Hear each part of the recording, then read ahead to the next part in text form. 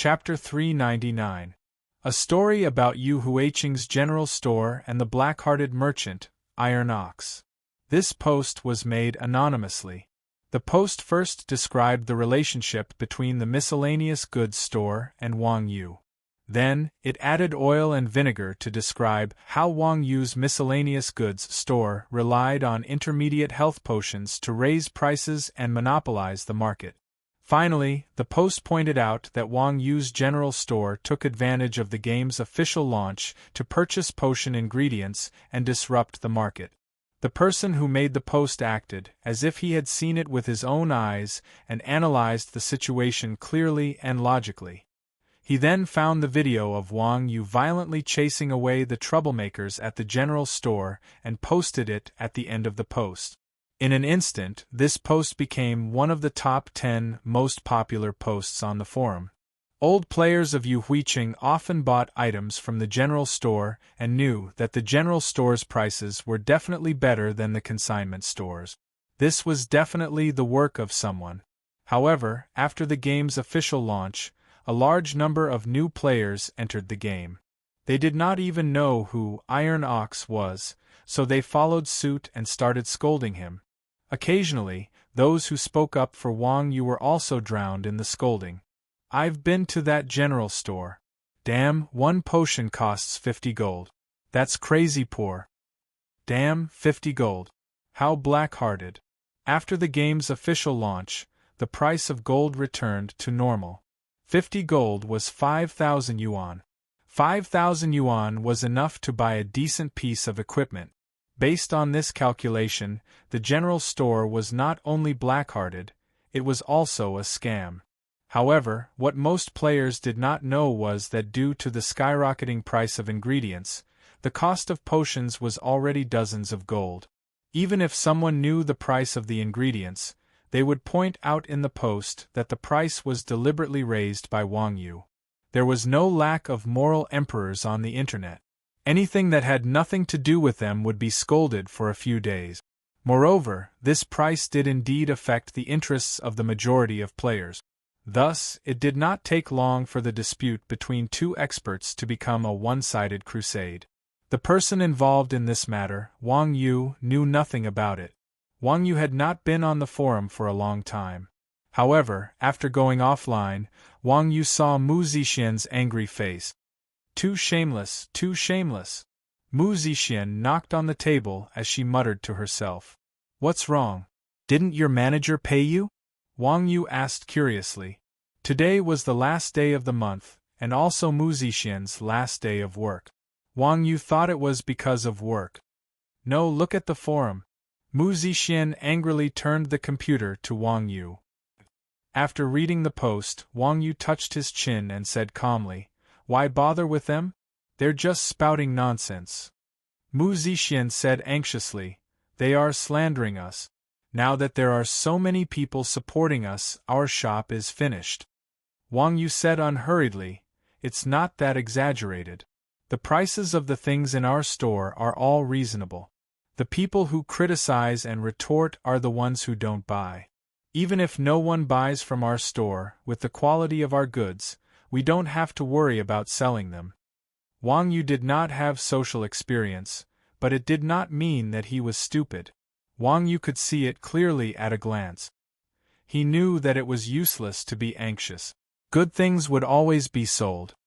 Hearing Wang Yu's words, Mu Zixian instantly calmed down. She thought for a moment and said, "Yes, you're right." Currently, besides Xiaobing's studio, only the grocery store sold intermediate potions. Now that Xiaobing's studio's stock had been sold out, only Wang Yu's shop was left. Previously, when Xiaobing's studio put such a high price on the consignment shop, there were people who bought it. Now, there would definitely be people who bought it. Just as the husband and wife were talking, there was a knock on the bedroom door. "Come in, it's not locked," Mu Zixian shouted. Li Shui pushed the door open and walked in. "Brother Yu, sister-in-law." "Xiao Shui, it's so late. What's the matter?" Mu Zixian asked curiously. Li Shui said, "Xiaobing's studio also opened a shop." Hearing that, Mu Zixian immediately became alert. How's their business? Very popular. Li Shui didn't describe the scene, but from her tone, it could be seen that Xiaobing Studio's business was definitely not ordinary. Didn't they sell out their potions? Mu Zixin exclaimed in surprise. Hearing that, Wang Yu also frowned. He faintly felt a trace of unease. They are sold out, but it seems like they can also make intermediate potions now, Li Shui said. Wang Yu nodded and said, Is that so? The game had been open for a month. It was normal for people to train their apothecary skills to the advanced level. Moreover, the arena's point store sold the recipe for intermediate potions. Although it was very expensive with the studio's means, it was not a problem. Therefore, it was not surprising that they could make this potion. Looks like we can only let Wuji sell the materials. That way, at least we won't lose money. Wang Yu thought for a moment and said. Li Shui said with an uneasy expression, I'm afraid that's not possible. The people from Xiaobing Studio are wantonly buying materials in the market again. The price is even lower than during the open beta. This. Wang Yu was dumbfounded. The materials were the Quanzhen School's last resort. Even at the last step, as long as they had the materials, they could still make a huge fortune by selling them. However, the people from Xiaobing Studio were buying the materials again, and the price was even lower than before. The price was lower than during the open beta, and now it was 20 times lower. If they sold all the materials, everyone's assets in Chuanzhen would shrink by 20 times. Damn, it had to be said that Xiaobing Studio's move was much more ruthless than Wuji's. At least Xiaobing Studio could sell the materials at the original price if they didn't use them, but Wang Yu was back to square one. Brother Yu, what do we do? Li Shui asked anxiously. In fact, the person Xuanzhen didn't have to worry about was Li Shui. She was a technical worker, so she could make a living wherever she went. Wang Yu said indifferently, It's fine. It's easy to get money, and I don't have to worry about it. Go back and rest. Most of Wang Yu's funds came from Blood Red War Flag's money. The 20,000 gold that he gambled was a windfall for Wang Yu. All right. Li Shui glanced at Wang Yu and Mu Zixin, closed the door, and walked out of the bedroom. Wife, our money is gone. You won't scold me, right? Wang Yu asked dejectedly. Mu Zixin smiled and said, What are you talking about? I actually want to hit you. Then hit me. Mu Zixin glared at Wang Yu and said, Forget it. I'll feel bad if I don't hit you, and I'll feel even worse if I hit you. Hee, I feel bad too. Wang Yu laughed when he heard that. He knew that Mu Zixin didn't blame him. But even though he said that, it would be a lie to say that he didn't feel bad when so much money was gone. What do we do now? Should we sell the potions at a lower price? Mu Zixin asked. So much money had gone down the drain, and it was better to get back as much as possible. Wang Yu said, Forget it. We'll take it one step at a time. Tomorrow we'll go ask Wuji. He threw all his money in, and he definitely won't let this go. The next day, when he went online, the Chuanzhen channel was dead silent. Mingdu, who usually spammed the screen for a living, didn't say a word. Many people left messages for Wang Yu. Let me know if you need help. Especially Blood Red War Flag, who directly said to Wang Yu, I want as many intermediate potions as you have. It was obvious that this matter wasn't only known to Wang Yu. Thank you, everyone. It's fine. Wang Yu thanked them one by one. Around 9 o'clock, Wuji went online. The first thing Wuji said when he went online was, Everyone, come to the guild encampment. When Wang Yu arrived at the encampment's meeting hall, the others had already arrived. I'm sorry, everyone. After Wang Yu sat down, Wuji stood up and bowed to everyone. This time, Wuji gave everyone quite a fright. This was definitely the first time this kid had ever apologized to someone. It was obvious that Wuji didn't look too good. This guy had always been a scourge to others. Who knew that he would be killed by someone else? With everyone's understanding of him, they knew that money didn't affect him much, but the mental blow was definitely not small. Wang Yu said with a smile. It's just a small matter. Don't worry about it. Wang Yu was speaking from the bottom of his heart. Don't worry about how Wuji treated outsiders. He was absolutely good to his own people. It was just a loss of some gold. If they exchanged it for cash, it would be considered bankruptcy. In the game, it was game currency. Falling out with a good friend over a small matter was something a brat would do. Even Wang Yu, who lost the most, didn't think it was a big deal. Needless to say, the others also didn't care. Mingdu, the B*TCH, even joked, TSK, Wuji's apology is so comforting. It's definitely worth more than those lousy gold. Come, say it to us again. F*CKU. Wuji glared at Mingdu, and the atmosphere in the meeting hall eased a lot. After the joke, Wuji said solemnly, Last night, I thought of a way to remedy the situation. Did you? Everyone asked. Although they wouldn't blame Wuji, it would be better if there was a way to remedy the situation. Yes, there are 2 ways. Wuji said in a deep voice. The first way is to take this opportunity to continue purchasing materials and fight to the death with Xiaobing's studio. Hearing this, everyone said in unison, Say the second way. The lousy way that Wuji mentioned was a simple and crude way to fight to the death with money. They didn't have any money, and they still wanted to compete with the studio for wealth. Wasn't this a lousy idea? It was better not to mention it. The second way is more difficult. Wuji hesitated and said, If we want to reverse the situation in the current situation, we need to have better potions. Hearing the second way, everyone was speechless. The only potion that was better than an intermediate potion was an advanced potion. Not to mention how difficult it was to get a master pharmacist, advanced potion recipes were hard to come by. Even the points store in the arena didn't have such things. Saying this was basically no different than not saying it. I personally prefer the first way, Wuji said. Do we have money? Everyone sighed. Iron Ox's brother seems to be the boss of Zongheng Studio. We can ask him for help. This. Everyone lowered their heads again and said nothing. This time, the person who lost the most was Wang Yu. They couldn't be the only one. At this moment, Wang Yu suddenly said, I think the second way is more reliable.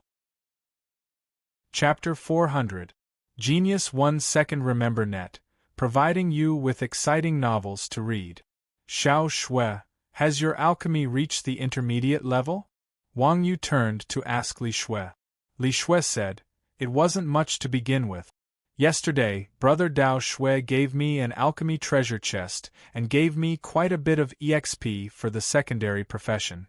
Now I've reached the intermediate level. Alchemists were the same as potioneers. The higher the rank of the potion they made, the higher their proficiency. Ever since Li Shui became an alchemist, she had been making intermediate potions without a break, so her proficiency naturally increased very quickly. Even without the treasure chest, it would only take a few days for her to become an intermediate alchemist. Then you should be able to learn this formula, right? Wang Yu took out a piece of dirty parchment. Is this the recipe for an advanced potion? Everyone asked doubtfully when they saw Wang Yu take out the parchment. Not bad, Wang Yu said as he opened up the status panel. Advanced alchemy recipe. After learning, one can concoct advanced recovery potions. F***CK, why do you have everything? Everyone was completely stunned. The value of intermediate potion recipes was already so high that it made one's hair stand on end. The value and drop rate of advanced potion recipes were like epic and legendary equipment. They had always existed in Legends and were items that would only appear in the later stages of the game. Who would have thought that someone would be able to obtain one so early in the game? Even Mu Zixin said in disbelief, I didn't even know you had this thing. Wang Yu smiled and said, I just thought of it. This advanced alchemy recipe was something Wang Yu had purchased from a hidden dungeon in the Elven City. Back then, it had sold for 2,000 gold. In the past, 2,000 gold was equivalent to 20,000 gold. Wang Yu had hidden such a precious item in the innermost corner of his ring space. If not for Wuji mentioning it, he would have forgotten about it. This thing is too valuable, brother Yu. As a professional potion maker, Li Shui naturally understood the value of this recipe. Currently, Reincarnation had over 100 million players in the local server alone. The demand for potions from these players was unimaginable. At this stage of the game, anyone who learned how to concoct advanced potions would become the most valuable potion supplier for Reincarnation. Hence, although Wang Yu had clearly marked the price of this potion as 2,000 gold when he had purchased it, its value would be unimaginable if he were to sell it in a consignment shop or auction house. Li Shui's alchemist quest was completed with Wang Yu's help, and the intermediate potion recipe was provided by Wang Yu for free. It was also because of these things that Li Shui went from a poor gold collecting member to the most promising player in the game. With all these reasons, Li Shui knew that Wang Yu did not really trust her. However, the two of them were not related, and Wang Yu had already helped her enough. Li Shui could not accept such a big gift from him. Wang Yu also understood the principle of not accepting a reward without doing anything, so he smiled and said, "I'm just trying to make up for our losses. Don't think too much about it." Mingdu clicked his tongue and said, "The price of this recipe is much more valuable than the ones we lost." Mingdu was right. An advanced potion recipe was definitely worth more than the gold we lost. This was also why everyone felt that the second method was unreliable. Wang Yu said, "What do you know? We're just trying to make a name for ourselves, don't you know?" No matter how valuable the recipe was, if he gave it to his friend, he would still get benefits in the future. However, if the gold went to Xiaobing's studio, Wang Yu felt disgusted just thinking about it. Everyone was silent when they heard this. Indeed, Xuanzhen had never suffered such a big loss before. However, it was too impulsive to use an advanced potion recipe to make a name for themselves. Li Shui still shook her head, not daring to take it. The stalemate between the two made everyone in Xuanzhen gasp in amazement. Mingdu said with dissatisfaction, "That's enough. This thing is so expensive that my heart is trembling. Is there any meaning in you guys pushing it around?" Wang Yu and Li Shui blushed. After thinking about it, they still sat back down. In the end, it was Mu Zixian who stood up and said, "How about this? Let's consider it as a shareholder. After deducting the cost, we'll take 30% of Little Shui's profit. That should be fine, right?"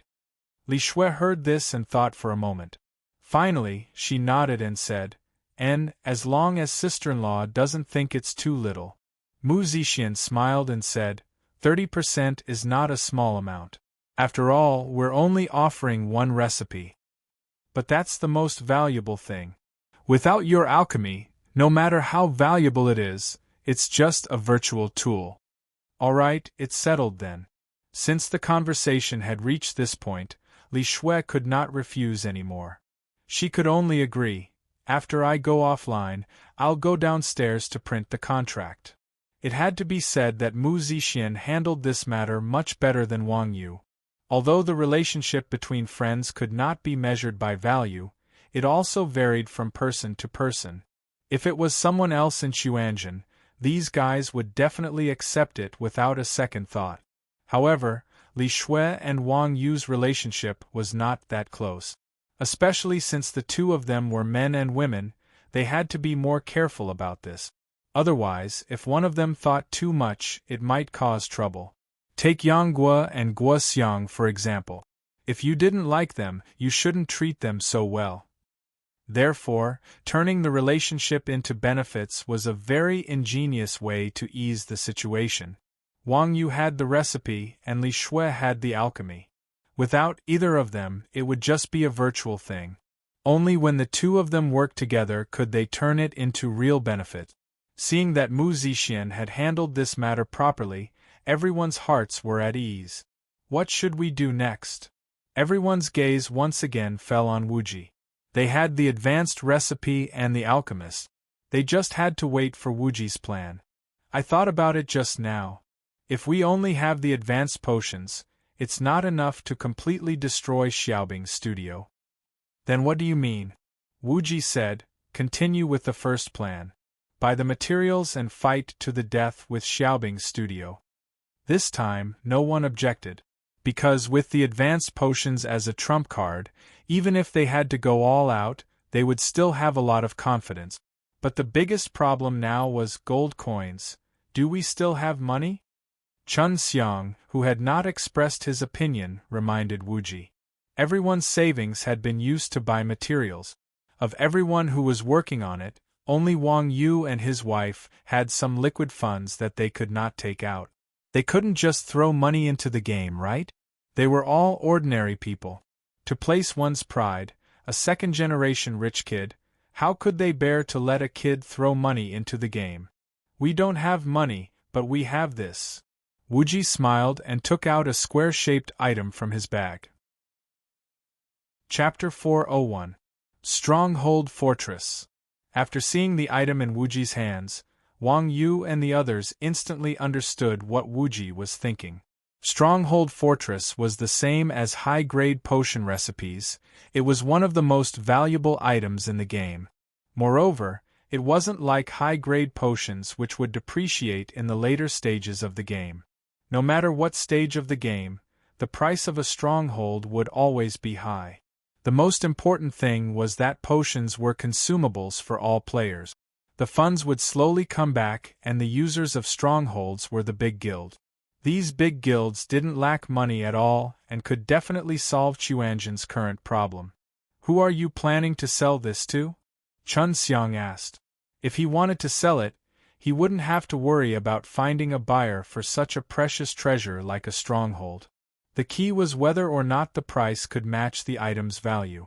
Of course, throwing it into the system auction was the best method in theory. However, the auction had a time limit and it would take at least 48 hours from start to finish. Moreover, the system auction was different from a manual auction.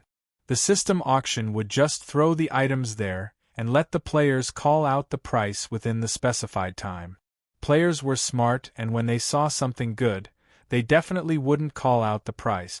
They would wait for the last second and then sell it for a ridiculous price.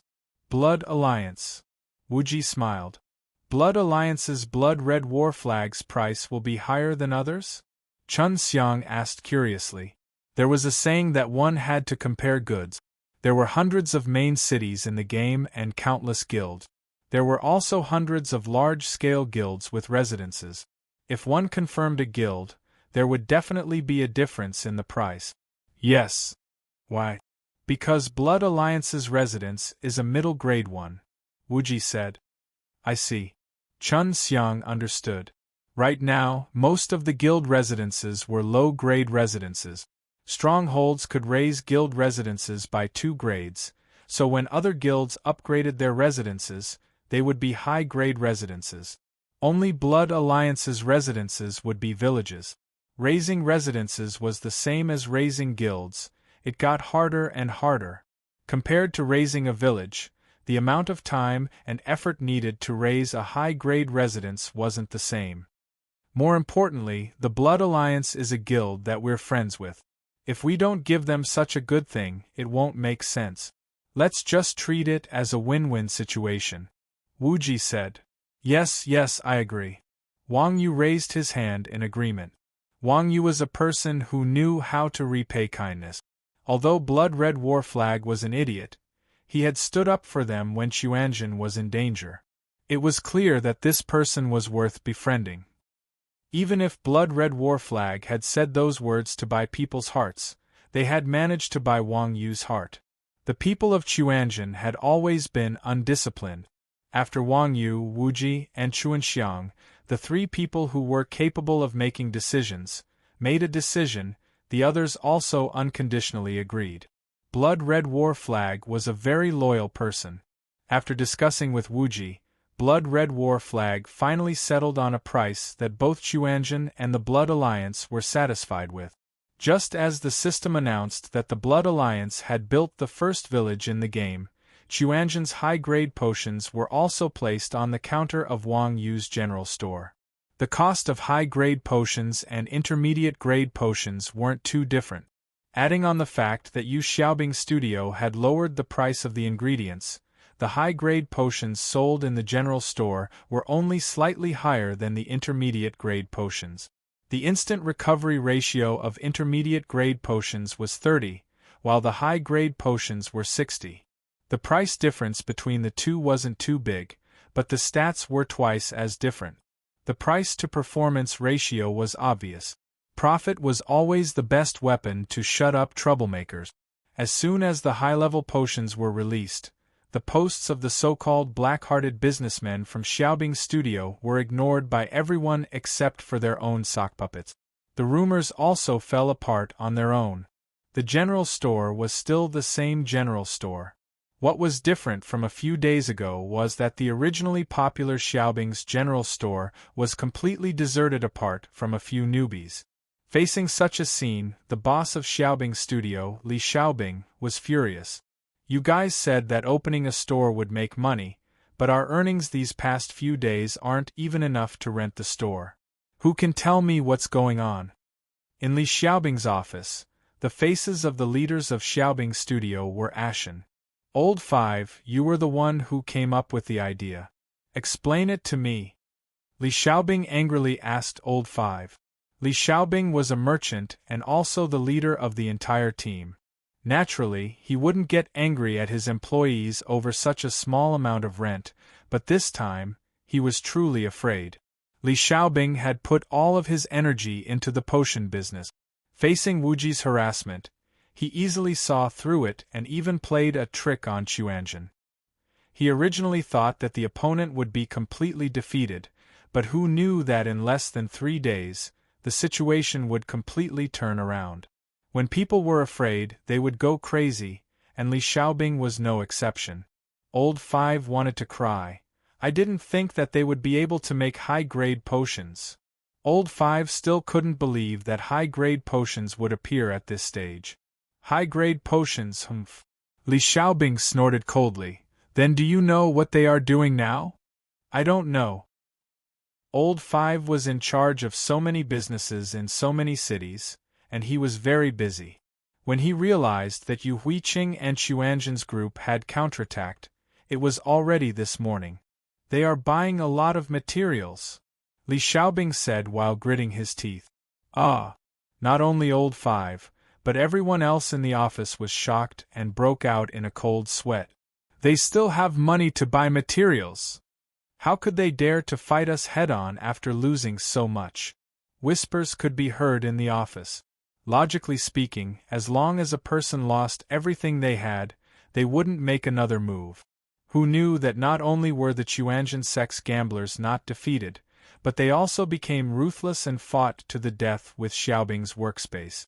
But on second thought, it was not difficult to understand. They could make high-grade potions, so they did have some confidence to fight to the death. Then what should we do now? Old Five asked in fear.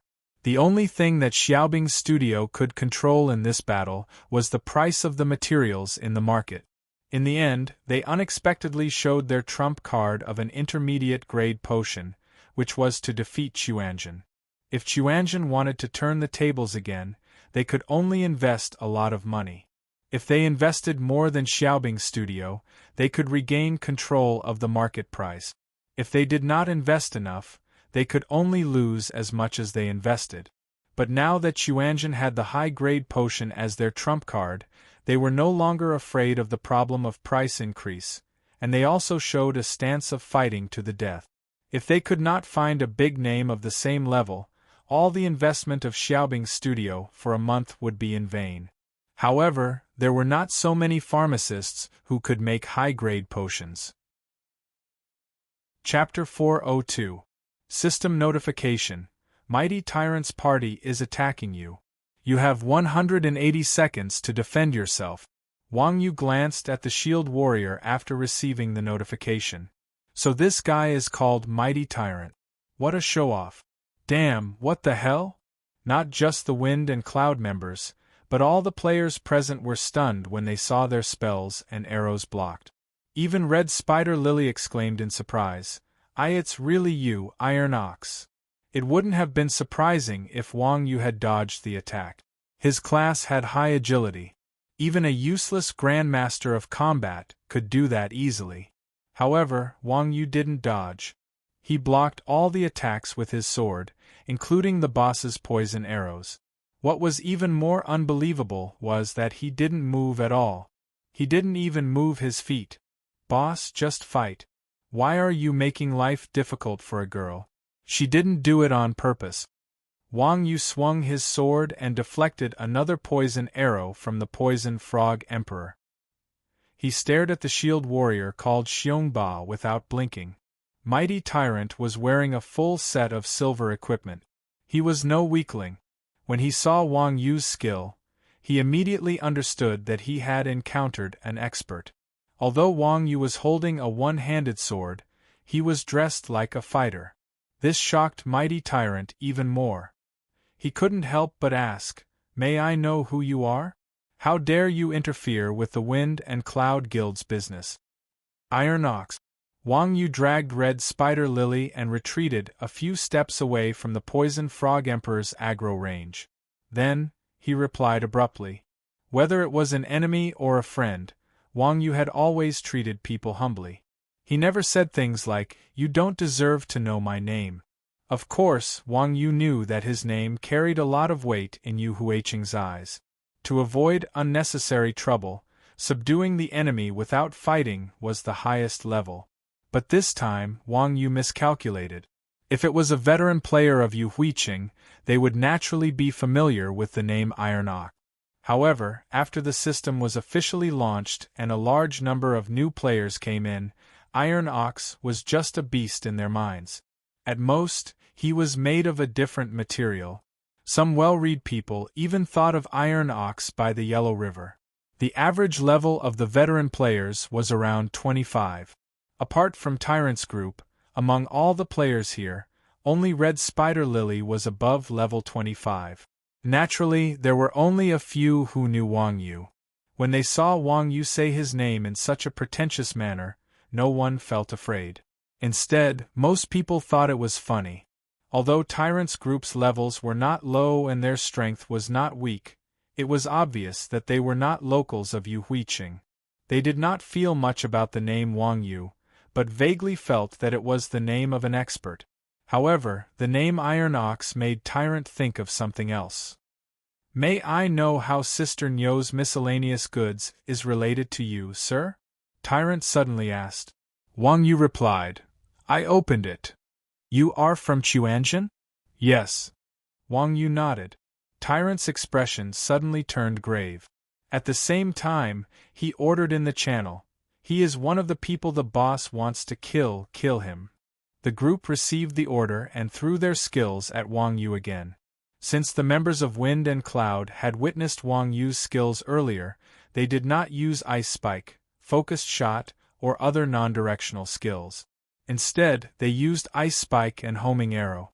There was no need to talk about Homing Arrow, while Icicle was a level 20 directional skill from Ice Mages. It created an icicle under the target's body. Its attack power wasn't that great, but it was quite wretched. The two skills did not have high damage, but they could not withstand the attacks of a dozen people at the same time. Fortunately, Wang Yu sensed the enemy's murderous intent in advance. The instant before they threw their skills, he switched his weapon to a staff and pushed himself off the ground, jumping behind the venomous Arrow Frog Emperor. Just when the players from Guild of Wind and Cloud activated their skills, Wang Yu's figure flashed and he disappeared instantly. All the skills from Guild of Wind and Cloud landed on the venomous Arrow Frog Emperor. The control effect of ice was strengthened in the swamp. Moreover, when the speed reduction effect stacked, the target would be frozen. Although the beast-type boss had high resistance to control, it was still frozen into an ice cube after being hit by a dozen strengthened ice spikes.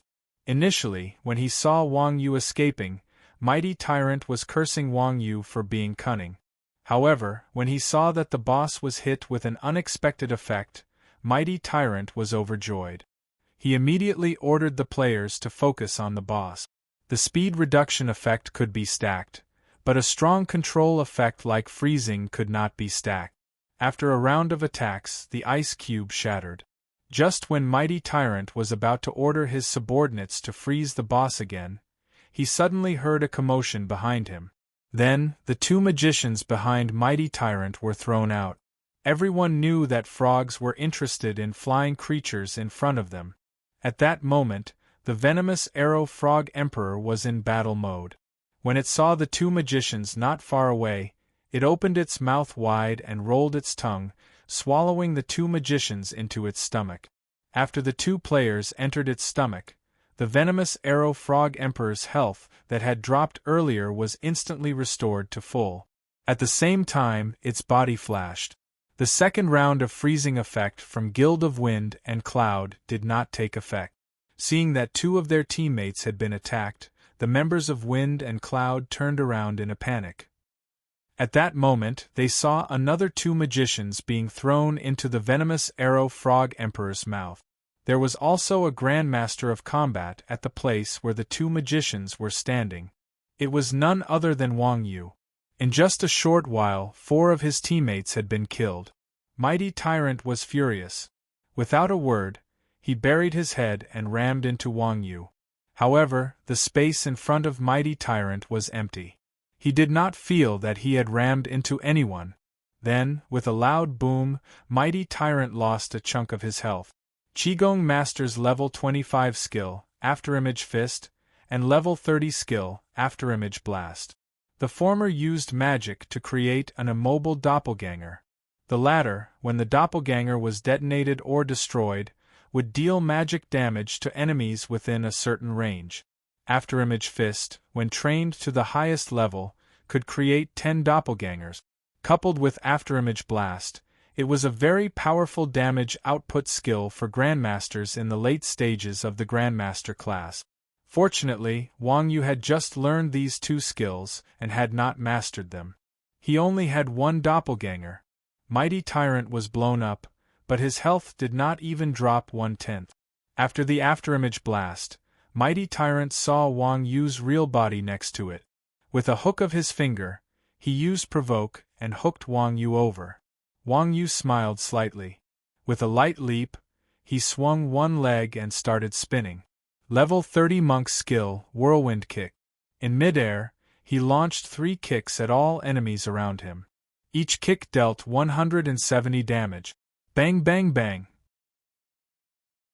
Chapter 403. The area that Wang Yu was in could spawn 4 poison dart frogs a minute. With Cloud Grasp's timing, every time he killed the last poison dart frog, a new one would spawn. His efficiency was quite high. In just 20 minutes, Wang Yu had killed 80 poison dart frogs and completed half of the guild quest. As Wang Yu's position was rather remote, no one noticed that there was a Grandmaster of combat here. His efficiency was even higher than that of an ice mage. Get out of the way, get out of the way. This is Wind and Cloud's territory. Go to the other side. Just as Wang Yu was about to rest after finishing off the monster in her hands, a large group of people suddenly rushed into the crowd while shouting. The leader of the group was a shield warrior. The shield warrior had activated his equipment's effects, and his silver-white equipment glowed with blue light. Behind him was a team of ice mages who were equally arrogant. Behind them were a few holy feather priests and elven archers. They were waving their weapons at the players on the other side. The players of a new race were generally not high-leveled. It seemed that these people were leading the new members of the guild. Seeing this, Wang Yu could not help but frown. The poison dart frogs spawned in an area with densely packed monsters. These people were driving everyone to an area with fewer monsters. Wasn't this a little too overbearing? What surprised Wang Yu the most was that not a single one of these players resisted. Instead, most of them seemed to be used to it. When they saw this group of players approaching, many of them ran to the opposite side without needing to be driven away, occupying a relatively good spot. Of course, Wang Yu had been in the game for a long time and knew that a person's heart was unpredictable. At this time, seeing that everyone was meekly accepting the adversity, She couldn't be bothered to care. She didn't want to be some kind of savior. She just stayed in the corner and killed her own monsters. After Red Spider Lily was driven away, she ran back helplessly. Old cow, come over here. Don't stay there. They're very fierce. Red Spider Lily ran to the opposite side of Wang Yu and shouted at Wang Yu. Wang Yu smiled, it's fine. I'll leave after a few more waves. I won't be a hindrance to them. Then I won't bother with you anymore, Red Spider Lily said. Thank you. Wang Yu nodded and smiled at Manjusaka. Wang Yu had a pretty good impression of this girl. She could still think of reminding Wang Yu at this time. It could be seen that she was also a warm-hearted person. It was rare to see such a warm-hearted person nowadays.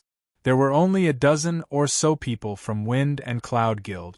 The area they occupied was large enough, so Wang Yu didn't attract their attention even though he hid in a corner. After another 10 minutes, the 120 poison dart frogs were finally cleared. Wang Yu was about to turn around and leave when he suddenly heard a loud frog croak. Quack, quack. Then, on the opposite side of Wang Yu, where Manjusaka was standing, a poison dart frog the size of a car crawled out of the swamp. Poison Arrow Frog Emperor HP 500000P 500000 Skills Poison Arrow Tongue Whip Devour. Special Trait Swamp Walk. A boss has spawned. Everyone exclaimed when they saw the Poison Arrow Frog Emperor. In Rebirth, the wild boss's spawn times were quite random. It was almost impossible to find them. Silver and above bosses were even rarer.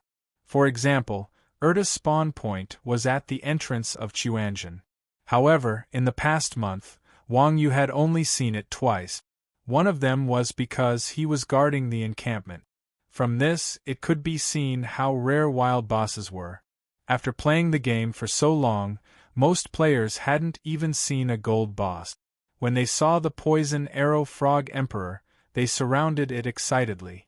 When Wind and Cloud Guild saw the boss spawn, they obviously couldn't sit still.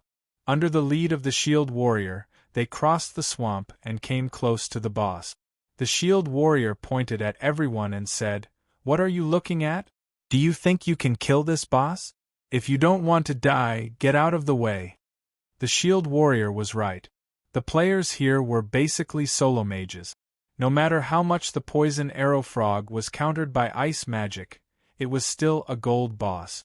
Without a tank to pull aggro and a healer to heal them, they would probably die. However, not all of the players were cowards. If it was a normal monster, the Wind and Cloud Guild had a bad reputation, so they would let them go. However, when it came to a rare monster like the boss, who would be willing to let them go? Seeing that the people from the Wind and Cloud Guild were so overbearing, the players were unhappy. Who does Wind and Cloud Guild think you are? You want us to leave? That's right. The boss isn't a pet of yours. For a moment, everyone started scolding them. Some even shouted nonsense slogans like, "All the bosses in the world belong to those who are virtuous." The Shield Warrior said with a dark expression, "I gave you face, but you don't want it. Are you leaving or not?" "No."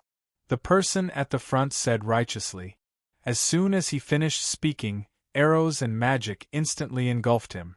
Everyone was so frightened that they took a step back. "Who else?" the Shield Warrior asked provocatively. Although there were many players on the other side, they didn't know each other. Naturally, no one would stand up for the player who had died. Facing the Shield Warrior's overbearing aura, everyone chose to retreat. Ribbit. The Poison Arrow Frog Emperor seemed to be mocking the weakness of the players. It grinned and jumped forward. Manjusaka was very close to the Poison Arrow Frog Emperor.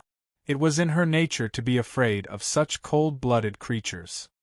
When she saw the Poison Arrow Frog Emperor jump towards her, she screamed and threw an ice mirror at it.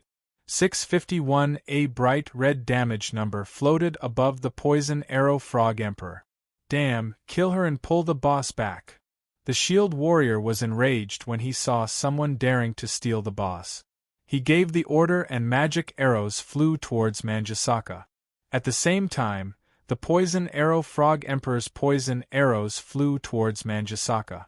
The trajectory of Icicle wasn't fast, and Wind and Cloud Guild only had 3 archers.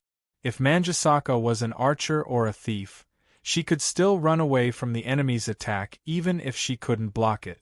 However, she was a mage with short legs. She was dumbfounded when she saw the arrows flying towards her. Just as Red Spider Lily was waiting to be killed, her vision suddenly darkened. A tall figure wielding a sword appeared in front of Red Spider Lily, blocking her path. Clang. Chapter 404. System Notification. Xiongba's team is attacking you. You have 180 seconds to defend yourself. Wang Yu glanced at the shield warrior after receiving the notification. So this guy is called Xiongba. What a show-off. Damn, what the hell? Not only the Wind and Cloud Guild members, but all the players present were stunned when they saw the spells and arrows being blocked. Even Red Spider Lily exclaimed softly in surprise, Iron Ox. It's really you. If Wang Yu had dodged the attacks, it wouldn't have been surprising. Classes with high agility could easily do that, even a useless class like Grandmaster of Combat. However, Wang Yu didn't dodge. He blocked all the attacks with his sword, including the boss's poison arrows. What was even more unbelievable was that he didn't move at all. He didn't even move his feet. Boss, just fight. Why are you making life difficult for a girl? She didn't do it on purpose. Wang Yu swung his sword and blocked another venomous arrow Frog Emperor's poison arrow. He stared at the shield warrior called Xiongba. Xiongba was wearing a full set of silver equipment, so he wasn't a weakling. When he saw Wang Yu's skill, he immediately knew that he had encountered an expert. Although Wang Yu was wielding a one-handed sword, his Grandmaster of Combat attire shocked Xiongba. He couldn't help but ask, "May I know who you are? How dare you interfere with the Wind and Cloud Guild's business?" Iron Ox. Wang Yu dragged Red Spider Lily and retreated a few steps away from the venomous arrow Frog Emperor's aggro range. Then, he suddenly replied. Whether it was an enemy or a friend, Wang Yu had always treated people with humility. He never said things like, "You don't deserve to know my name." Of course, Wang Yu also knew that his name carried a lot of weight in Yu Huiqing. To avoid unnecessary trouble, subduing the enemy without fighting was the highest level. However, this time, Wang Yu miscalculated. If it was a veteran player of Yu Huiqing, they would naturally be familiar with the name Iron Ox. However, after the official launch of the system, a large number of new players entered the game. Iron Ox was just an animal in their minds. At most, he was made of a different material. Some well-read players even thought of Iron Ox by the Yellow River. The average level of veteran players was around 25. Apart from Xiongba's group, Red Spider Lily was the only one who was above 25. Naturally, only a few knew Wang Yu. No one was afraid of Wang Yu when he said his name in such a pretentious manner. Instead, most of them felt that it was hilarious. Although Xiongba's group had high levels, they weren't weak either. It was obvious that they weren't locals of Yu Hui City. They didn't have much of an impression of Wang Yu's name. They only vaguely felt that it was the name of an expert. However, the name Iron Ox reminded Xiongba of something else. "How is Sister Nyo's miscellaneous goods related to you?" Xiongba suddenly asked. "I opened it," Wang Yu replied. "You're from Chuanjin?" "Yes." Wang Yu nodded. Xiongba's expression turned cold. He gave an order in the channel. "He's one of the people that the boss wants to kill. Kill him."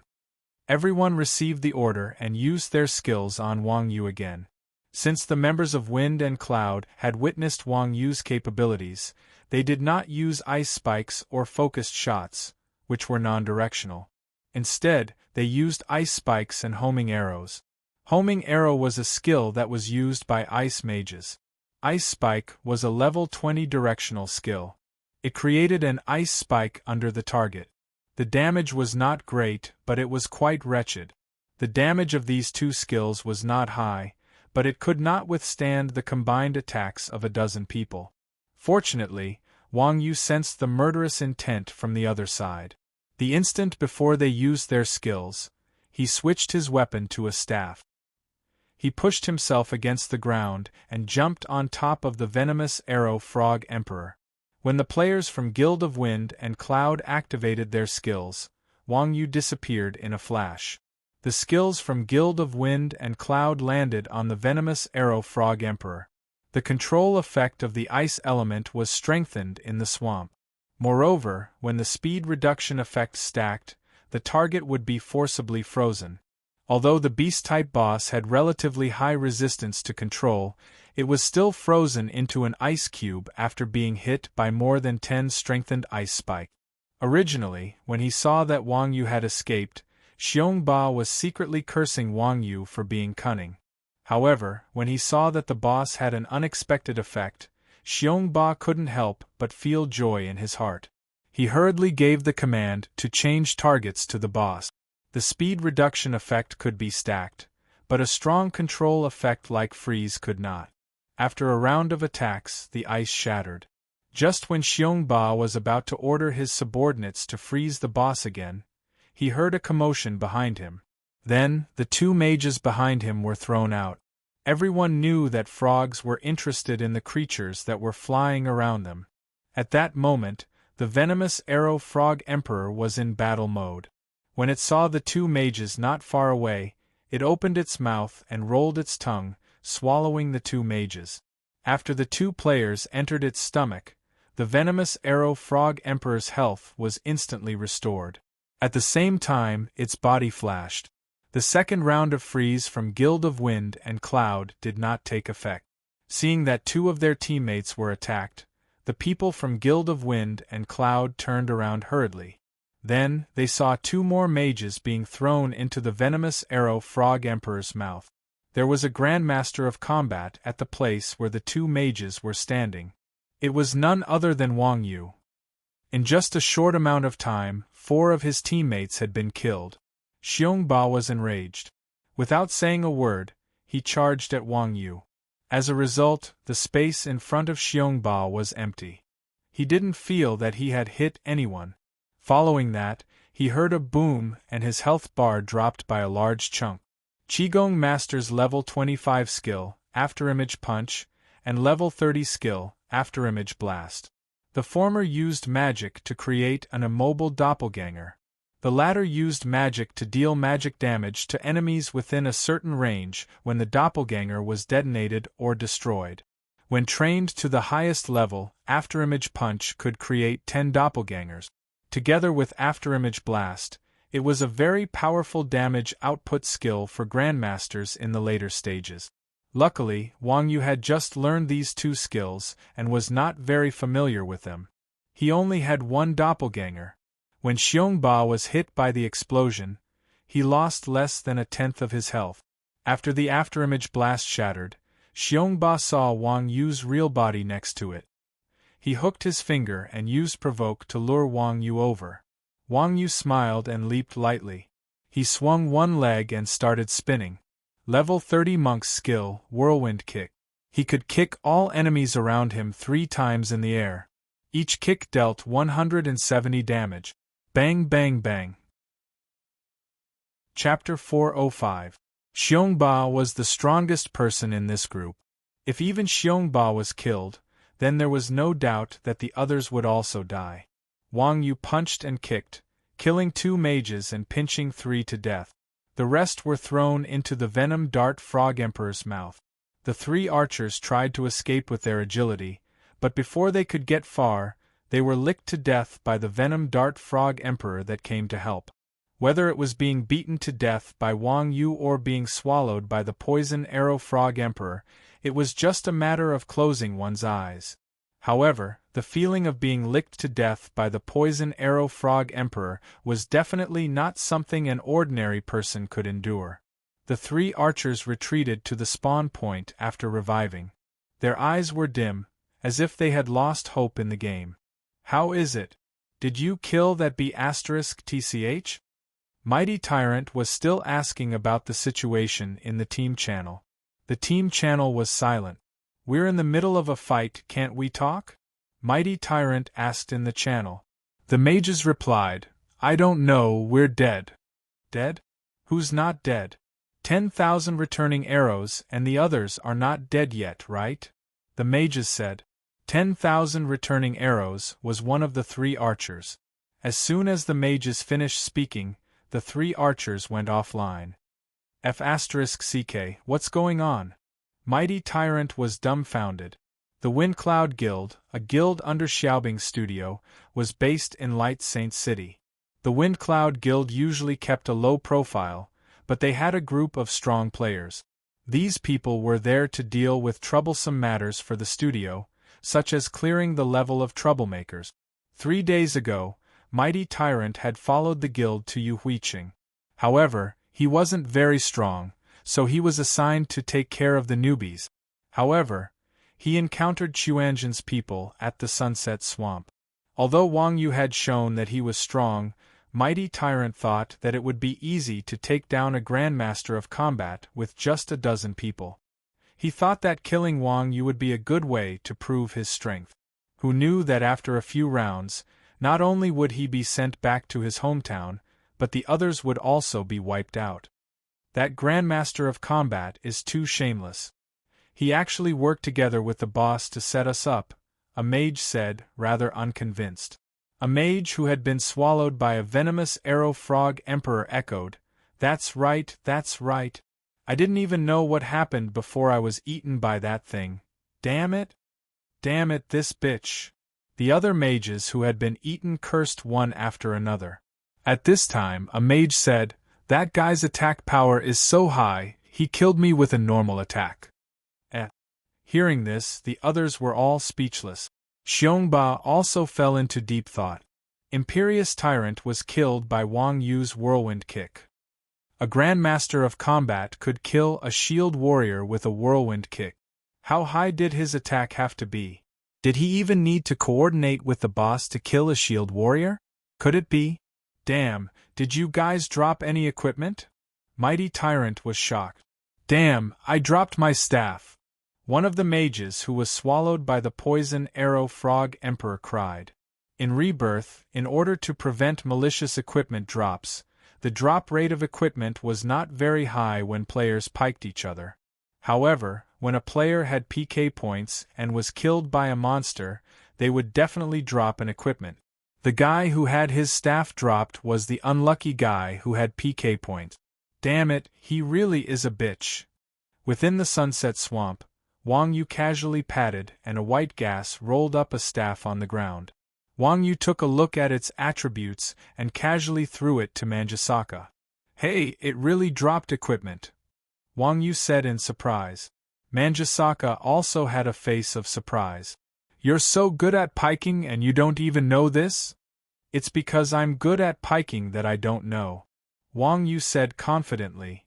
TSK, Deathfire's staff, silver equipment. These guys are really rich. I don't have any money to give you right now, we'll talk about it when we have money. Manjusaka could not wait to equip the staff. Wang Yu said, It's fine, you're quite pleasing to the eye, so I won't ask for interest from you. Manjusaka ignored the second half of Wang Yu's sentence and pointed at the venomous dart frog emperor. What about this boss? The venomous dart frog emperor seemed to be a bit retarded. It jumped around and didn't attack anyone. Even so, Manjusaka did not dare to look down on it. This guy had swallowed a few mages in front of everyone. Everyone there was a mage, it was inevitable that they would feel hurt. Of course we kill it, Wang Yu said and jumped, about to use collapsing fist and smash it. Unexpectedly, just as Wang Yu jumped, the venomous dart frog emperor's tongue stretched out and rolled over. Wang Yu was shocked. He turned his body in midair and switched his weapon to the universe blade. He slashed at the venomous dart frog emperor's tongue. The venomous dart frog emperor's tongue retracted and the universe blade was rolled away, leaving only a scabbard in Wang Yu's hand. Wang Yu did not expect the venomous dart frog emperor to have such a move. After one round, he was in a difficult position. Fortunately, the scabbard was in his hand. A few seconds after the universe blade was disarmed, it reappeared in Wang Yu's hand. The venomous dart frog emperor stood there stupidly and continued to jump around. Old cow, this guy is a frog. I know. Wang Yu sweated. He was not blind. How could he not recognize this thing's original form? Manjusaka reminded him. Then can you not jump around in front of it?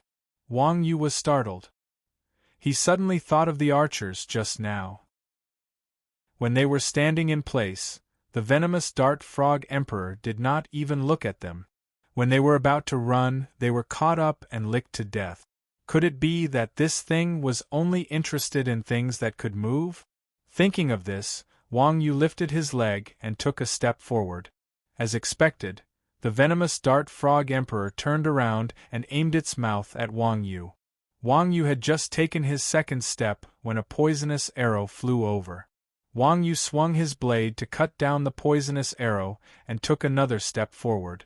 The venomous dart frog emperor opened its mouth and its tongue flew out. Damn, this beast! Wang Yu cursed in his heart. His body flashed, and he flashed under the venomous dart frog emperor's head. At the same time, the universe blade in his hand turned into a long blade. He raised the blade with both hands and stabbed at the venomous dart frog emperor's chin. Pfft! Gua! Wang Yu stabbed the venomous dart frog emperor's chin. The venomous dart frog emperor cried out, and a damage of 3,542 appeared above its head. Seeing that this move was effective, Wang Yu was delighted. Just as he was about to continue stabbing, the venomous dart frog emperor's body crouched down and instantly disappeared into the swamp. The next moment, Wang Yu felt the ground under his feet suddenly sink, and he lost his balance. Right at this moment, the venomous dart frog emperor appeared directly below Wang Yu with its mouth wide open. Damn! Seeing the venomous dart frog emperor below him, Wang Yu was immediately drenched in sweat. Chapter 406. Just as Wang Yu was unable to dodge, the venomous arrow frog emperor's tongue shot out again. Seeing this, Wang Yu changed the weapon in his hand into a long rod and thrust it forward vertically, just in time to be entangled by the venomous arrow frog emperor's tongue. Wang Yu's rod was over 2 meters long, and the venomous dart frog emperor's mouth was only 2 meters wide. The venomous dart frog emperor's tongue curled around the rod and pulled back. The rod and Wang Yu were stuck in the venomous dart frog emperor's mouth. Wang Yu took advantage of the fact that the venomous dart frog emperor was stuck and switched the rod back to glove. He stepped on the venomous dart frog emperor's jaw and jumped back, jumping out of the venomous dart frog emperor's mouth. By the time the venomous dart frog emperor reacted, Wang Yu was standing under its head again. Wang Yu did not dare to move because if he did, the venomous dart frog would dive back into the swamp. Wang Yu was lucky to escape from the venomous dart frog emperor's mouth. He could not guarantee that the venomous dart frog emperor would use its tongue to flick him every time. Help!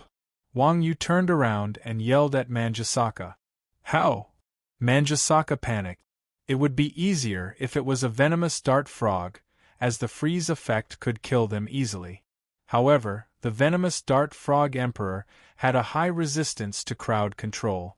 The dozen mages from Wind and Cloud had only managed to freeze it for a short while. What could she do by herself? What if she was eaten? Thinking of this, Red Spider Lily was stunned, and goosebumps appeared all over her body. Wang Yu said, "Use spells to attack the surface of the water." The surface of the water. Yes, attack the area below the venomous dart frog emperor. Wang Yu pointed at the venomous dart frog emperor. Okay. Manjusaka bit her lips and threw an icicle. It hit the venomous dart frog emperor's leg. The venomous dart frog emperor opened its mouth and flicked its tongue at Manjusaka. Wang Yu was shocked. He quickly took out a bottle of wine and threw it at the poison arrow frog emperor's tongue. The moment the poison arrow frog emperor's tongue came into contact with the wine bottle, it retracted with a schwa sound. From the fight just now, Wang Yu learned that the venomous arrow frog emperor's tongue attack was also non-directional.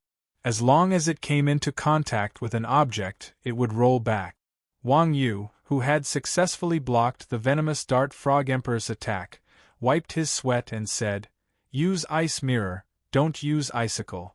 "Oh." Red Spider Lily nodded in a panic, and casually threw out another ice mirror. Ice mirror was a control skill for ice mages. It did not deal any damage, but it could slow the target in an area. When used on water, it could cause an area of effect freeze. When the ice mirror came into contact with the water's surface, a layer of ice immediately formed under the poison arrow frog emperor's body. Wang Yu chuckled and raised his knife to stab again.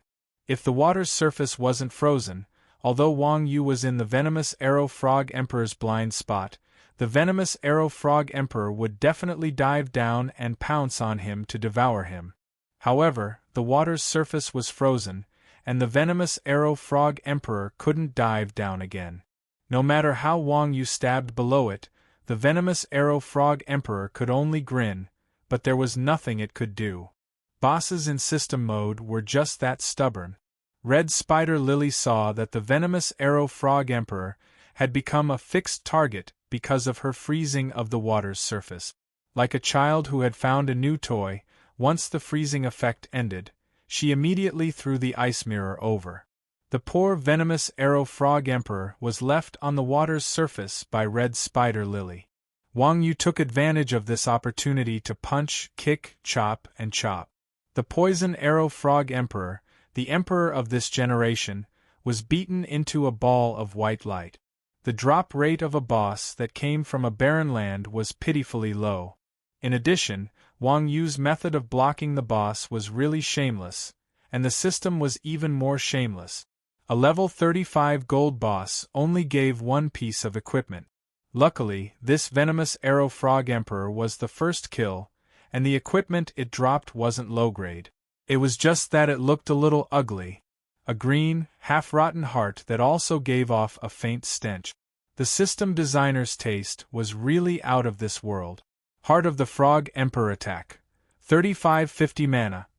20359 strength 12 vitality Swamp King. Passive skill. Speed reduction in swamps is reduced by 30. Diving mastery. Passive skill. Movement speed reduction in water is reduced by 30. Diving time is increased by 600 seconds. Swamp walk. Active skill. Possesses the strength of the Frog Emperor. Can dive into the swamp for 30 seconds. Cooldown 60 seconds. Cost 200. Required class. General required level. 30 item introduction. Venomous arrow frog emperor's heart. It has a special effect. The main attributes of this necklace were only a little higher than the level 10 Wolf King's heart that Wang Yu was wearing. To be honest, the two skills, Swamp King and Swamp Walk, were quite useless. One reduced movement speed, and the other was similar to an earth escape skill. It was just that the terrain was limited to swamps. After all, melee classes wouldn't go into swamps for no reason. However, Wang Yu quite liked the effect of diving mastery. When players were underwater, it was the same as when they entered the swamp. Their movement speed would be reduced by 60. After wearing this necklace, not only did the movement speed reduction have, but the diving time was also increased by 600 seconds.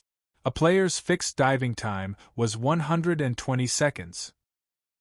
After wearing this necklace, it actually increased by 5 times. In the game, many treasure chests and rare ores were underwater. This thing was really a treasure hunting tool. Seeing the attributes of the necklace, Wang Yu was delighted. He took off the Wolf King's blessing and quickly equipped the heart of the Frog Emperor. Red Spider Lily's face darkened. Hey, what did it drop? Wang Yu was really unkind. She had helped him for so long, and he had stolen the necklace. Wang Yu showed the necklace and said, "This. So disgusting." Girls always looked at the appearance of equipment before looking at the attribute.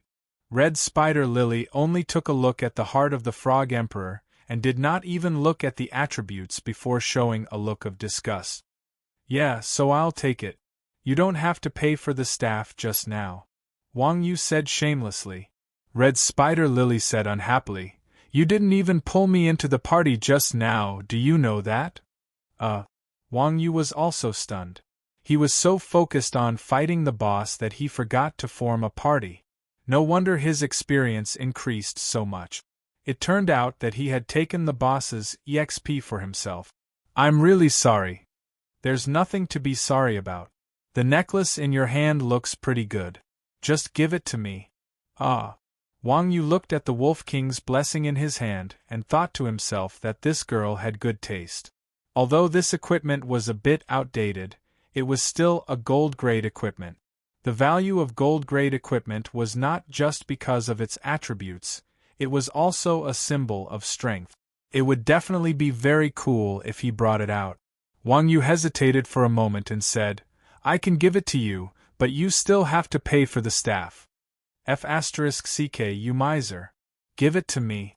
Red Spider Lily looked at Wang Yu with disdain and took the Wolf King's blessing. P.S. Thanks to fireworks of a different color, soothing skin, mad bloodlust for tips. Chapter 407.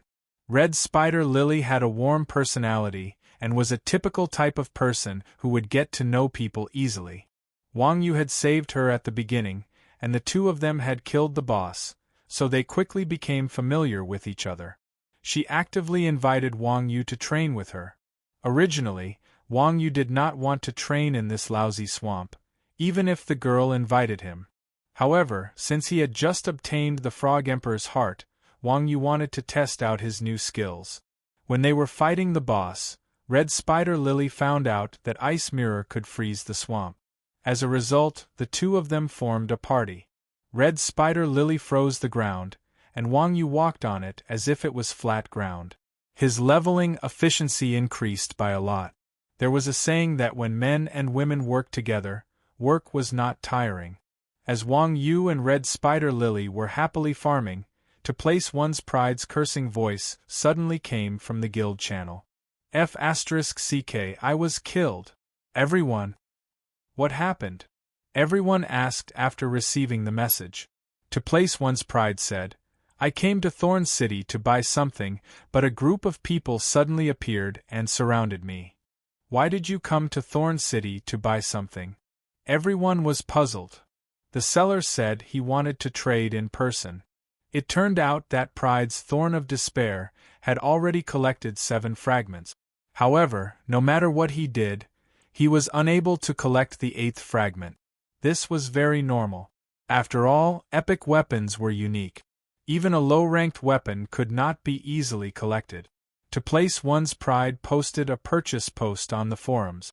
This morning, someone suddenly contacted To Place One's Pride, saying that he had a shard of the Thorn of Despair and sent a picture. The price was also very reasonable, but there was a condition. It had to be done in person. To Place One's Pride was overjoyed when he finally found the last shard.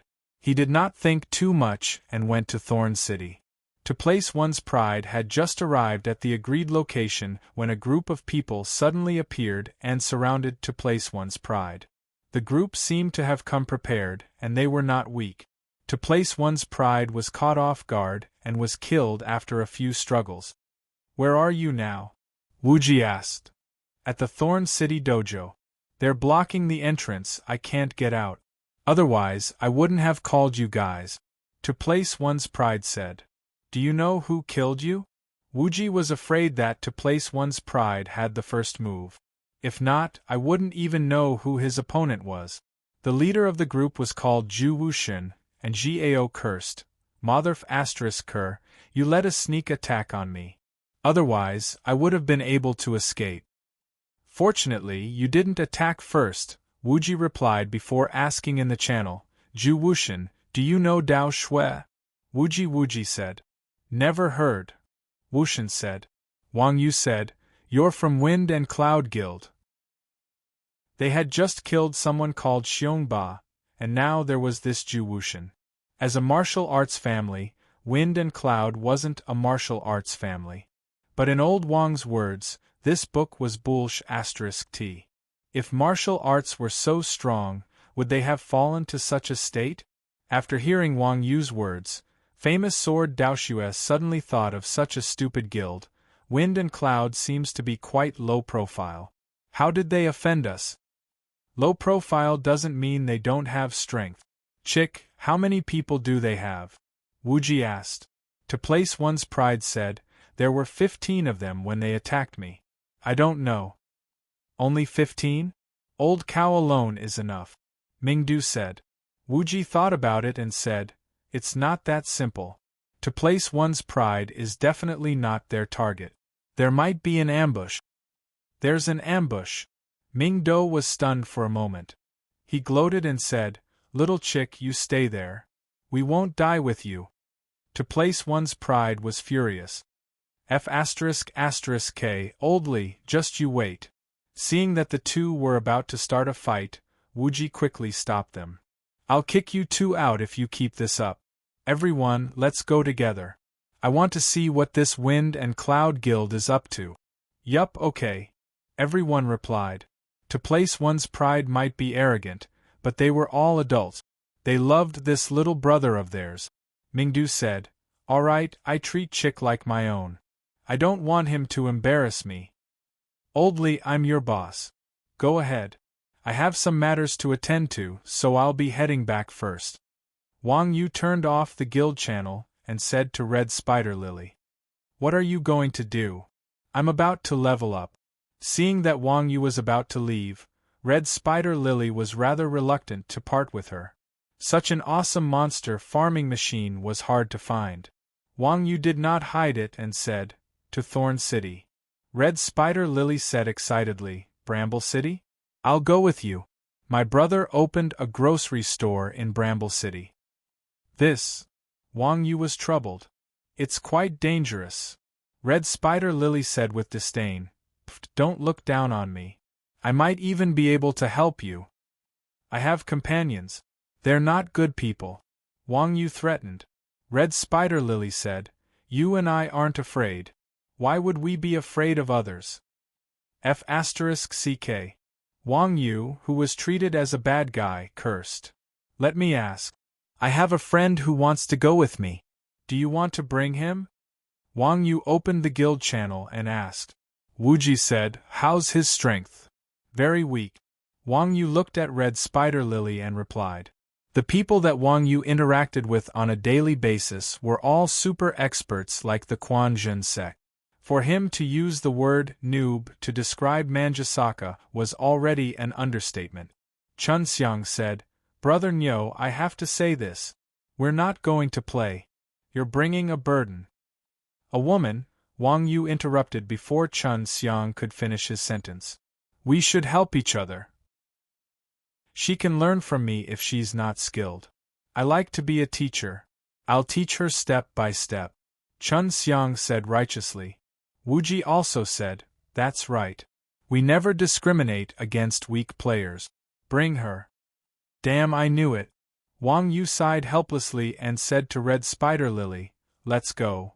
Other than Wang Yu, who was forced to do a quest, the other members of Chuanjin were all in the city. Soon, the members of Chuanjin were all gathered. Seeing Red Spider Lily, the animals all sighed in the guild channel, she's pretty. Where did you get her? I picked her up on the road. Wang Yu said in a bad mood. Teach us how to pick her up. Nyo go, Uncle Nyo, Uncle Nyo. Mingdu said excitedly. The others were also envious. They could pick up a girl from a guild quest.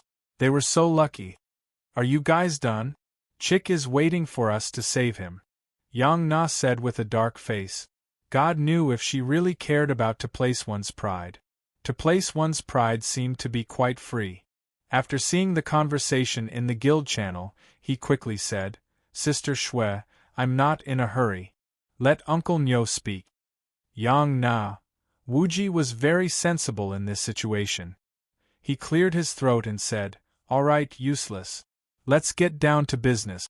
We'll talk about this next time. At the same time, he privately messaged Wang Yu, remember to introduce me to girls in the future. Chapter 408. Thorn City, Dojo. A group of people stood outside the entrance, staring at the crowd going in and out of the dojo. One of the knights was the most eye-catching. He wielded a golden spear and wore golden armor.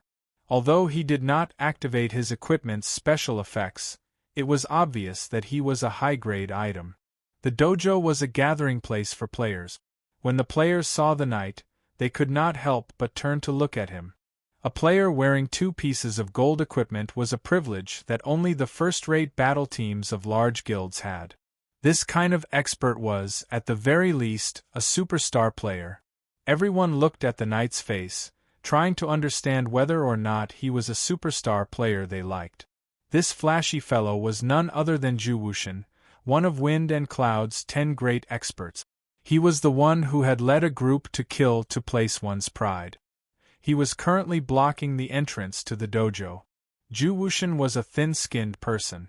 He felt quite uncomfortable being stared at by the crowd. Anger was evident on his face. "Why aren't the kids' helpers here yet?" Zhu Wuxian asked with a hostile expression. "Don't tell me they're too afraid to come," a warrior beside Zhu Wuxian muttered. These people had been blocking the dojo for the entire morning. Clearly, they were growing impatient. "Hart, is that kid online?"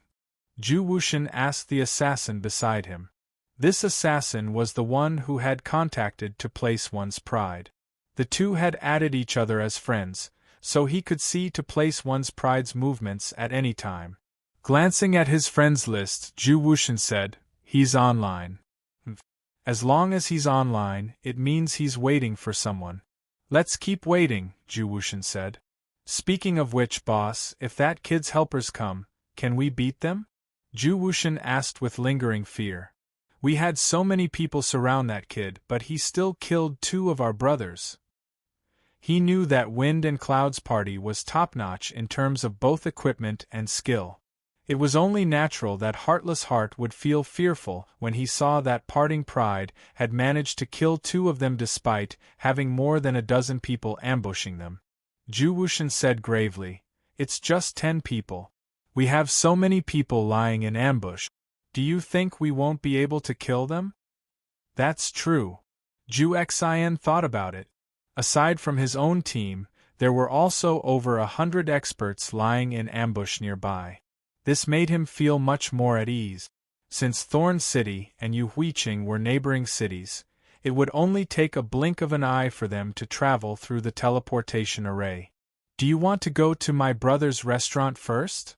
Red Spider Lily soon became familiar with the people of Chuanjian and was inviting them to be her guests. Wang Yu secretly said, "Miss, you are inviting the wolf into the house, do you know that?"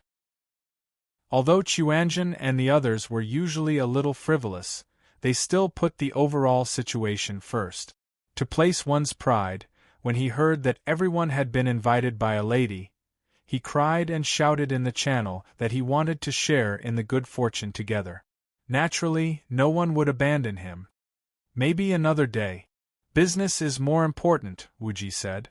Wang Yu pulled on Red Spider Lily and said, "You go back first, we're going to PK with someone, we don't have time for you." "Okay, then you guys be careful." Along the way, Red Spider Lily also learned what Chuanjian was doing in Thorn City. No matter how much this guy liked to join in the fun, he wouldn't get involved in everything. Hearing what Wang Yu said, he definitely wouldn't pester them to go with him. "Got it, let's train together another day." Wuji and the others all waved at Red Spider Lily. Red Spider Lily smiled and said, "Okay." After saying that, Red Spider Lily turned around and left. Just when the people of Chuanjian were about to go to the martial arts club, Red Spider Lily suddenly turned around and came back. "Sister, do you miss me?" Mingdu asked slyly. Red Spider Lily was stunned for a moment and said, "I want to tell you that my brother's restaurant is at 24 4th Street, not far from here." Oh, got it." Everyone responded carelessly. It was just a joke, but this girl took it seriously. Who would really go to someone's restaurant for no reason? Other than the scenery, the main cities of District 7 were actually similar. The layout of Thorn City was exactly the same as that of Yuhuiqing. When everyone arrived at the Martial Arts Club on Central Street, they just happened to see Zhu Wushan and the others blocking the entrance. After seeing Zhu Wushan's appearance, the people of Chuanjin were also shocked by his appearance. Of course, gold equipment was not rare to the people of Chuanjin. What was rare was Zhu Wushan's armor and spear. He looked like a gold saint, as expected of a group of people who were addicted to manga. Little Chick, was the person who led the group to kill you wearing golden armor and was very flashy? Wuji asked in the guild channel. Yes, it's that piece of trash. Gao's resentment towards Zhu Wushan was quite deep. Gao had originally wanted to escape by jumping off the roof of a building and relying on his high jumping ability as a grandmaster of combat. However, he had been stabbed down by Zhu Wushan's spear, and even stabbed from the back. They only have one team. Let's go and kill them, Mingdu suggested. Wuji shook his head. No, don't be rash. They definitely have more people. Bao San was confused. Are there more people? Wuji pointed at Zhu Wushan and the others and said, there must be an ambush. Have you seen any guild that dares to block the resurrection point with only a dozen people? That's true. The people of Chuanjin had a lot of experience in being blocked. They immediately reacted to Wuji's words. The resurrection point was not a small place. Although there was only one door, it was extremely wide. A dozen people could at most form a line of defense. Previously, when Gokuraku Jodo blocked them, they had sent 40 to 50 people to the resurrection point. How could Wind Cloud dare to block the resurrection point with a dozen people? What do we do now? Ignore Little Chick? Wuji waved his hand. Old Cow, you go first. Daoshua and Old Fish, go and see how many people there are. The people of the Quanzhun sect didn't know how strong Wang Yu was, but they knew that as long as Wang Yu wanted to leave, no matter how many people there were, they wouldn't be able to catch him in this terrain with walls on both sides. Mingjian Daoshua and Bai Mingyu were assassins and could go invisible. They did not need to worry. After the three left, Mingdu pointed at a fork in the road. Let's stand there. Yin Lao, Er and Yang now were confused. We can see quite clearly from here. Why go there? Mingdo smiled and said, you don't understand. No matter what the situation is, the place with the most convenient transportation is the easiest place to escape. Yin Lao Er looked up at the intersection. As expected, there were not only intersections, there were also all kinds of corners. It was definitely convenient to run. Yin Lao Er was completely convinced. How many times did he have to be hunted down to realize this? Mingdu said proudly, you're wrong. This is the accumulation of my years of work experience. It was not trained by being chased. Chapter 409. By the time Mingdu and the others hid at the intersection, Wang Yu had already arrived at the entrance of the Martial Arts Hall. The Martial Arts Hall was not only a resurrection point for Grandmasters of Combat, but also a place for Grandmasters of Combat to learn skills and receive quests. Many Grandmasters of Combat came and went here, and Wang Yu's arrival did not attract the attention of Zhu Wushan and the others. At this time, they had not confirmed whether there was an ambush, so Wang Yu did not let to place one's pride out. At this time, Ming Jian Daoshua and Bai Mingyu sent a message. There is indeed an ambush here, but there are not many people, only 20, and they seem to be quite strong. Not many people? Wuji's heart tightened, and a puzzled expression appeared on his face. With just these people, they wanted to set up an ambush? Did the other side really only have a grudge against to place one's pride? Only 20 people? Wang Yu smiled and said, come out, Chick. I'll wait for you at the entrance. To be honest, Wang Yu did not feel any pressure when there were more than 20 people. To place one's pride saw Wang Yu's message and sneaked out of the martial arts hall. Boss, that kid is out. Zhu Xian pointed to place one's pride and said, he's finally out. When Zhu Wushan and the others at the entrance saw to place one's pride, they all had tears in their eyes.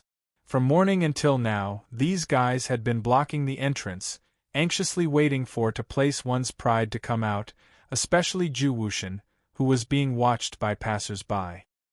He had already cursed to place one's pride 180 times in his heart. Now that he saw to place one's pride coming out, how could he not be excited? To place one's pride saw Ju Wuxian and waved in greeting. "Grandson, sorry to keep you waiting." Seeing how arrogant to place one's pride was, Ju Wuxian was infuriated. He wanted nothing more than to rush over and stab 100 holes into to place one's pride. However, he could not. To place one's pride would have to turn around and return to the spawn point. If that happened, wouldn't he have wasted his entire morning waiting? Anyway, this street was full of ambushes. To place one's pride, he was not afraid that place one's pride would run away. To place one's pride martial arts club entrance was a little further away. Sure enough, when to place one's pride saw Ju Wuxian's expression, he smiled and pointed at the martial arts hall saying, "Come on, I'll go back after you come." To place one's pride, he turned around and greeted Wang Yu, "Uncle Nyo." Wang Yu nodded and didn't say anything. He squinted at the enemies around him. Ju Wuxian coldly scolded to place one's pride and ordered in the channel, "Ju Ying, Ju Zong, the two of you sneak over and block the door. Don't let him go back." At this moment, Ju Xin suddenly noticed that something was wrong. "Boss, his helper doesn't seem to be here." Ju Wuxian said, "Since this kid dares to come out, even if his helper isn't here, they are not far from here. Don't be careless." "Who's that?" Ju Wuxian immediately noticed Wang Yu, who to place one's pride had just greeted. "I don't know. He was just standing outside the door." After Ju Wuxian's reminder, the others also noticed Wang Yu. Ju Xian said, "Could he be that kid's helper? Just one person?" Ju Wuxian was stunned and said in disbelief, "Does that kid think he can beat us with one more helper? What an arrogant brat." Damn, kids these days are too arrogant. When everyone heard Ju Wuxian's explanation, they all started cursing. These people were all top-notch experts. Originally, having more than a dozen people surrounding a single person was already very embarrassing. They had never expected that this brat would be so arrogant as to think that he could get a random helper to wipe out their entire team. This was blatantly looking down on them. However, what was even more arrogant was yet to come. To place one's pride walked over to Wang Yu's side. Wang Yu acted as if there was no one else around and said, "Let's go." After that, he led to place one's pride and swaggered past Ju Wuxian's team. Fuck. Ju Wuxian's mind was in a mess. Could it be that all pugilists nowadays were this arrogant? However, Ju Wuxian quickly recovered. Fuck. Tank, block the entrance. Everyone else, don't let them escape. After Ju Wuxian gave his command, the 20 or so players lying in ambush nearby the martial arts center moved to surround Ju Wuxian and his team. Not only did they block the entrance of the martial arts center, but they also surrounded Wang Yu and Gao. Ju Wuxian pointed at Wang Yu and ordered, "Kill that big guy first." After saying that, Ju Wuxian brandished his spear and took the lead to charge at Wang Yu's back. "You go first, I'll handle this." Wang Yu grabbed to place one's pride and threw him several meters into the air.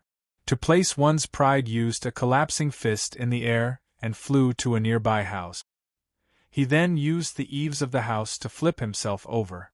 At the same time, Ju Wuxian's charge, the magician's spells, and the archer's arrows landed on Wang Yu's body.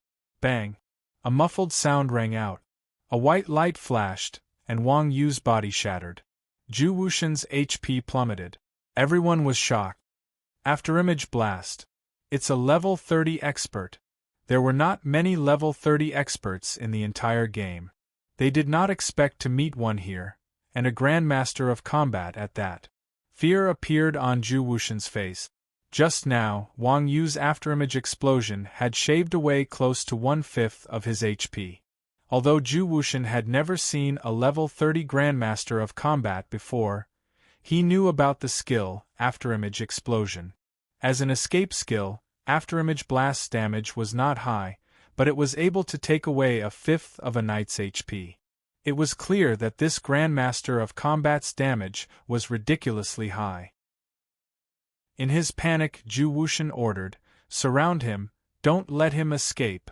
After using afterimage punch, the user would become invisible for 3 seconds. Although it was not as overpowered as stealth, it was enough for a Grandmaster of Combat to escape. Everyone did not move after receiving the order. Instead, they pointed above Zhu Wuxian and said, "Boss, he's above you." Good. Zhu Wuxian did not even raise his head when he heard this. He simply raised his spear above his head. When ordinary players heard that their opponent was above them, they would subconsciously look up. However, as a veteran expert, Zhu Wuxian wouldn't make such a low-level mistake. Immediately, he launched an attack at Wang Yu, who was hovering in the air. Following that, the spear in Zhu Wuxian's hand sank. Thinking that his spear had stabbed Wang Yu, he raised his head to look up. Unexpectedly, the moment he raised his head, he saw Wang Yu grabbing the spear with both hands and stomping down on his face. Eagle Stamp. 3125. Wang Yu's legs had bonus damage. Eagle Stamp instantly reduced Zhu Wuxian's HP to almost 0. Just as Wang Yu was about to stomp his foot a second time, the second wave of attacks arrived. Wind and Cloud had a total of 36 players surrounding Wang Yu. Aside from Zhu Wuxian, Wang Yu had 3 shield bearers, 3 weapon bearers, 4 thieves, 10 mages, 10 archers, 3 priests and 2 warlocks. Offense, defense, and healer. They were well equipped. Outside the 3 shield bearers blocking the entrance, the 3 weapon bearers lined up in a row and charged at Wang Yu. At the same time, the 4 thieves went into stealth. Although the simultaneous attacks of 20 ranged classes could not be described as overwhelming, they were densely packed. Chapter 410. Reeks. It was the Warlock's distortion barrier. When Wang Yu saw the 2 circles on the ground, his pupils shrank. In Rebirth, there were not many players of the Dark Warlock class. Their attacks were weak and they wore cloth armor. They could not run fast or jump high. They basically had no advantages. They had an AoE crowd control skill and a very long prerequisite. The only advantage they had was that they could cast poison and reduce movement speed. However, with the freezing effect of ice magic, the Warlock class did not stand out. As a result, the Warlock class was even weaker than pugilists in the game. The main reason why they received less criticism was that they did not like the class at all. Pugilists, on the other hand, had a lot of people who liked them at the beginning. However, after entering the game, there were also a lot of people who cursed them out of disappointment. As a result, Warlocks were rarely seen in ordinary teams or small group. As a Grandmaster of Combat with a body as light as a swallow and quick reflexes, Wang Yu wasn't afraid of most of the skills in Rebirth. Only the Dark Warlock's distortion boundary was Wang Yu's most troublesome skill. If it was an ice magic skill like Icicle or Icicle, the skill could be shot down or dodged. Even if one was slowed by the skill, one could still rely on rolling to avoid the attack. However, Distortion Barrier was different. First, this skill could not be shot down. Second, this skill had a very large AoE. If one wanted to dodge it, they would have to run out of the skill's range before it was activated. Finally, this skill had a freeze effect. In other words, as long as one was hit by it, they would be frozen in place. For a class that relied on dodging for a living, this skill was the bane of a class. When Wang Yu had come out, Empty God's team had only consisted of other classes. Wang Yu had not expected that Empty God's team had hidden 2 warlocks. I was too careless. Seeing that the darkness barrier was about to form, Wang Yu sighed inwardly. Just as he was about to use Night Jump to escape, he saw 2 figures appear behind the 2 warlocks outside the circle. It was Mingjian Shui and Bai Mingyu. They had noticed Wang Yu's current predicament, so they ran behind the 2 warlocks and used Gouge, Backstab, and Slit Throat. The combo turned the 2 warlocks into white light. After the spellcaster died, the skill would also vanish into thin air. Yu won. Seeing the two warlocks die, Wang Yu smiled and immediately calmed down. Eagle Stamp landed on the ground a second time. Seeing Wang Yu land on the ground, Zhu Wuxian immediately raised his spear and stabbed forward. Wang Yu smiled faintly, his hands suddenly grabbing onto Zhu Wuxian's arms before he fell backwards. At the same time, he kicked Zhu Wuxian's crotch. Zhu Wuxian cried out in pain as he was thrown towards the three incoming warriors. The three warriors, who were still in the midst of moving, were smashed into a ball. Zhu Wuxian's head was also smashed into a burst of white light. Wang Yu's move was called ground tumble. It was a kind of throwing technique. The strength of the legs was not used to attack, but to support the strength of the arms. It couldn't be helped.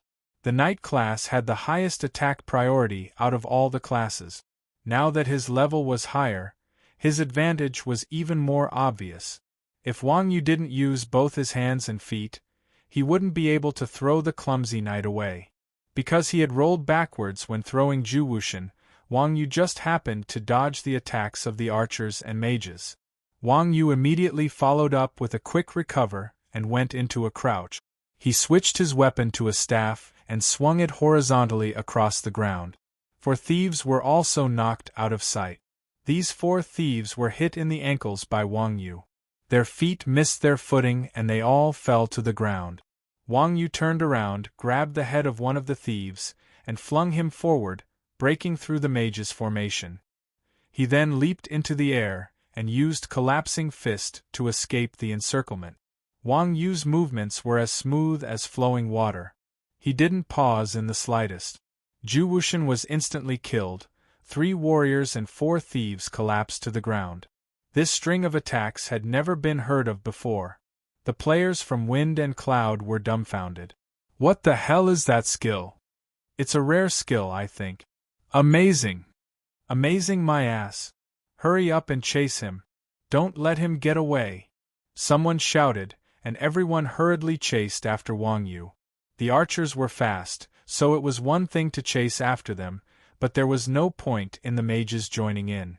By the time Wind and Cloud's players reached the intersection, only 1 archer and the 4 unlucky thieves were still behind Wang Yu. At this moment, Wang Yu suddenly stopped and turned around. Have you heard of the story of the mantis stalking the cicada? The archers were petrified. Was this guy even a teacher? He's telling a story even when he's about to die. But before they could react, they ran into a circle in front of Wang Yu. Boom! Twisting barrier rose up, locking the 10 archers and 4 thieves in place. Following which, Wind and Rain's members felt their feet heat up, followed by a wave of numbness. When they opened their eyes again, they found themselves at the resurrection point. Good, no PK points. Mingdu poked his head out from the side after everyone was killed. Wind and Cloud's players had attacked Wang Yu first. As Wang Yu's teammate, Mingdu also had the time to defend himself. Otherwise, his 14 PK points in Thorn City would be enough to make him suffer. Where's Chick? Chun Xiang, Wuji, and the others walked out from Mingdu's position and asked Wang Yu. I'm here.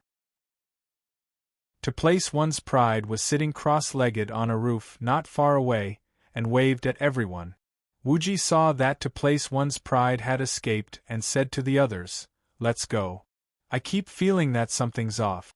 We can't stay here any longer. Okay. Everyone nodded and turned towards the teleportation point. At this moment, the rest of Wind and Cloud's players had caught up. As the revival point was very close, the archer and Zhu Wuxian, who had just been killed, were also among them. Seeing that Xuanzhen's players were trying to escape, Zhu Wuxian said coldly, Do you think it's that easy to escape? Wuji sneered at Zhu Wuxian, Who are you people? We're people you can't afford to offend. Tell me, is it this game or another game? Wuji asked. Xuanzhen had offended a lot of people. Wuji couldn't tell who Wind and Cloud's players were from just the word offend. However, Wuji was sure that he had never heard of Wind and Cloud's guild. Don't care which game it is. Just don't think about leaving today. Zhu Wuxian said. Chuanzhen's players laughed at Zhu Wushan's words. Mingdu said mockingly, "You small fries?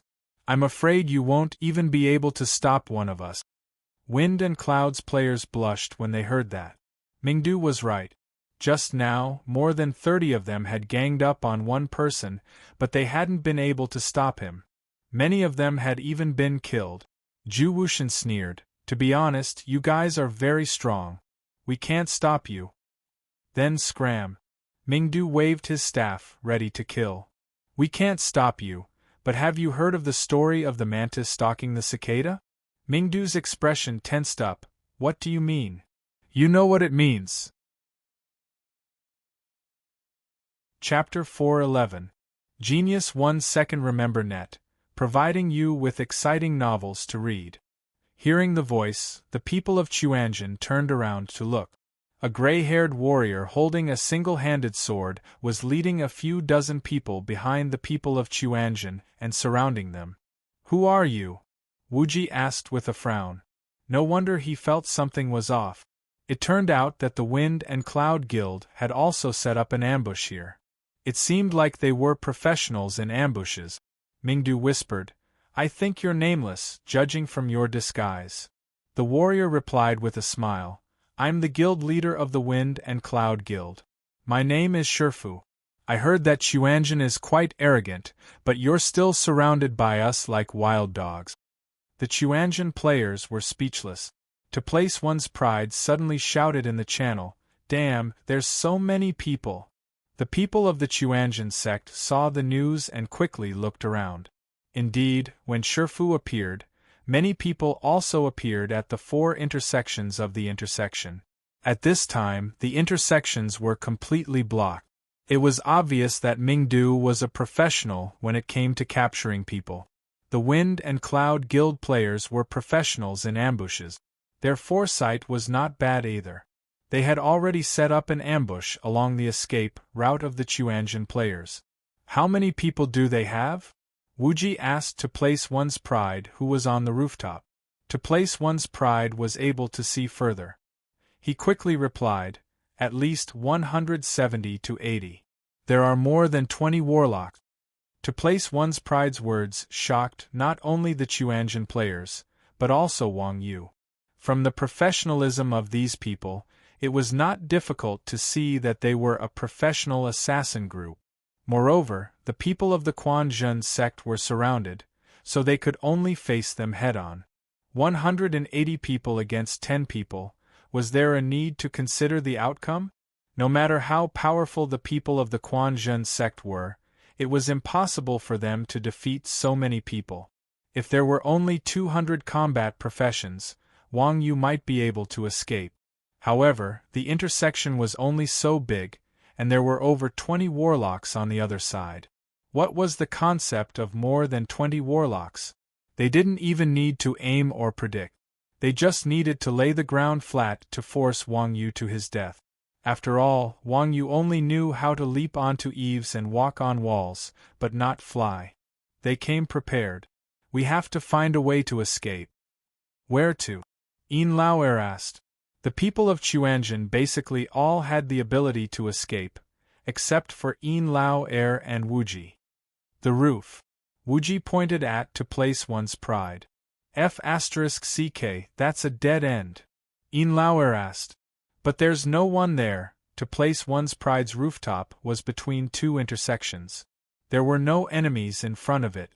Similarly, it was a dead end. If they couldn't get to the rooftop successfully, it would definitely be a disaster.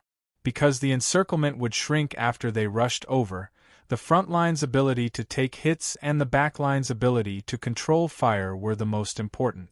With Mingdu's damage output, it was naturally not a problem to hold off the opposing front line. The key was whether Yin Laoer and Wuji could withstand the instantaneous damage output of so many people. Moreover, the opposing side's control was also the biggest factor. In such a small space, the distortion boundaries crowd control was undoubtedly fatal. You just need to hold them off. Don't worry about anything else. Wuji then gave orders to the others. Same old rules. Brother Chun will cover the rear. Daoxue, old Yu, I'll leave the 10 warlocks on the opposing side to you. Mingdu, you'll be in charge of the opposing front line. The others will be in charge of clearing up the remaining soldiers. When Shifu saw that Xuanzhen and the others were silent, he thought that they had been scared silly. Hence, he pretended to be approachable and said, "Actually, I don't like to fight and kill. I've come to you this time because I want something from you. If you're willing to listen to me, I'll consider letting you go." Wuji glanced at Shifu and said coldly, "I'm not lending it to you." What a joke. Have you ever seen Xuanzhen spitting out anything that entered their mouths? Furthermore, he was using such a method to force them to submit. This group of lunatics was least afraid of fighting head-on. When Shifu heard that, he said fiercely, "You refuse a toast only to drink a forfeit. Kill them all and then block the resurrection point." The central street was the closest place to the resurrection point. This group of people chose to block the resurrection point so that they could immediately return to support their comrades who were blocking the resurrection point. It was obvious that this group of people had been doing this for a long time. Wuji smiled.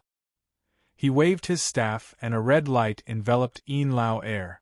Then, he gave the order in the channel, "Charge." As soon as Wuji finished speaking, Spring Xiang pointed his staff forward. 6 gigantic demons and a distorted barrier blocked Shifu and Zhu Wushan's way. At the same time, Yin Lao air did not say anything. He raised his giant shield and charged forward. Mingdu, Bao San, and Wang Yu hid behind Yin Lao air. Behind them were Spring Xiang, Wuji, and Yang Na. With Yin Lao air tanking the damage from the front and Spring Xiang tanking from the back, Xuanzhen and the others soon reached the opposite wall. When the wind and cloud players saw that Xuanzhen and the others were about to run, they organized their warriors into a formation. Under the cover of spells and arrows, they surrounded Xuanzhen and the others and charged at them in a row. There was a scissor gap under the wall. Yin Lao air turned around and blocked with his giant shield, protecting everyone behind him. It was as if one man could hold the pass against 10,000 enemies. The red light Wuji cast on Yin Lao air was an invincible barrier. The enemy's attacks did not even cause a ripple on Yin Lao air's body. Mingjian Daoxue and Baiming Yuyu both had second-stage stealth. Adding on to the fact that they had been in stealth the entire time, the moment Yin Lao reached the corner, the two of them dealt with the warlocks and then swaggered off. With Yin Lao air as a shield, the others were naturally very safe. Mingdu also finished casting his spells. Fire, Thunder, Heavenly Strike, and Heavenly Lightning, Earthen Blaze were thrown out at the same time. Fire and lightning intertwined, instantly reducing the wind and cloud players to critical health. Bao San took the opportunity to charge into the enemy formation. Whirlwind Slash was like a gale, stepping on Mingdu's thunder fire to block the charging warriors. Wang Yu also rushed over at this time and used Thunder Stomp. The most threatening frontline classes were directly cleared out. A few of the defeated players were shot to death by Yang Na. "Go to the roof." Wuji pointed at the roof and ordered. Spring Xiang and Mingdu flew up to the roof. Bao San had triple slash and easily jumped up as well. Wuji, Yin Lao air, and Yang Na were in a difficult position. Mingdu's position switch skill could only be used once. Yin Lao air's invincibility was about to end. The three of them definitely wouldn't make it in time. At this time, Wang Yu also retreated. "Why aren't you going up?" Wang Yu asked. Mingdu said awkwardly, "There are too many people, I can only switch skills once. It's a piece of cake." Bao San caught it. Wang Yu smiled and grabbed Wuji's collar with one hand. With a ferocious tiger strike, she threw Wuji over 3 meters high. Bao San, who was lying on the eaves, reached out and lifted Wuji up. Wang Yu jumped onto the roof and used Cloud Grasping Fist to grab Yang Na and pull her up. At the same time, Mingdu replaced the roof with Yin Lao airs and teleported up. "You can do that." Chapter 412. Genius 1 Second Remember Net, providing you with exciting novels to read.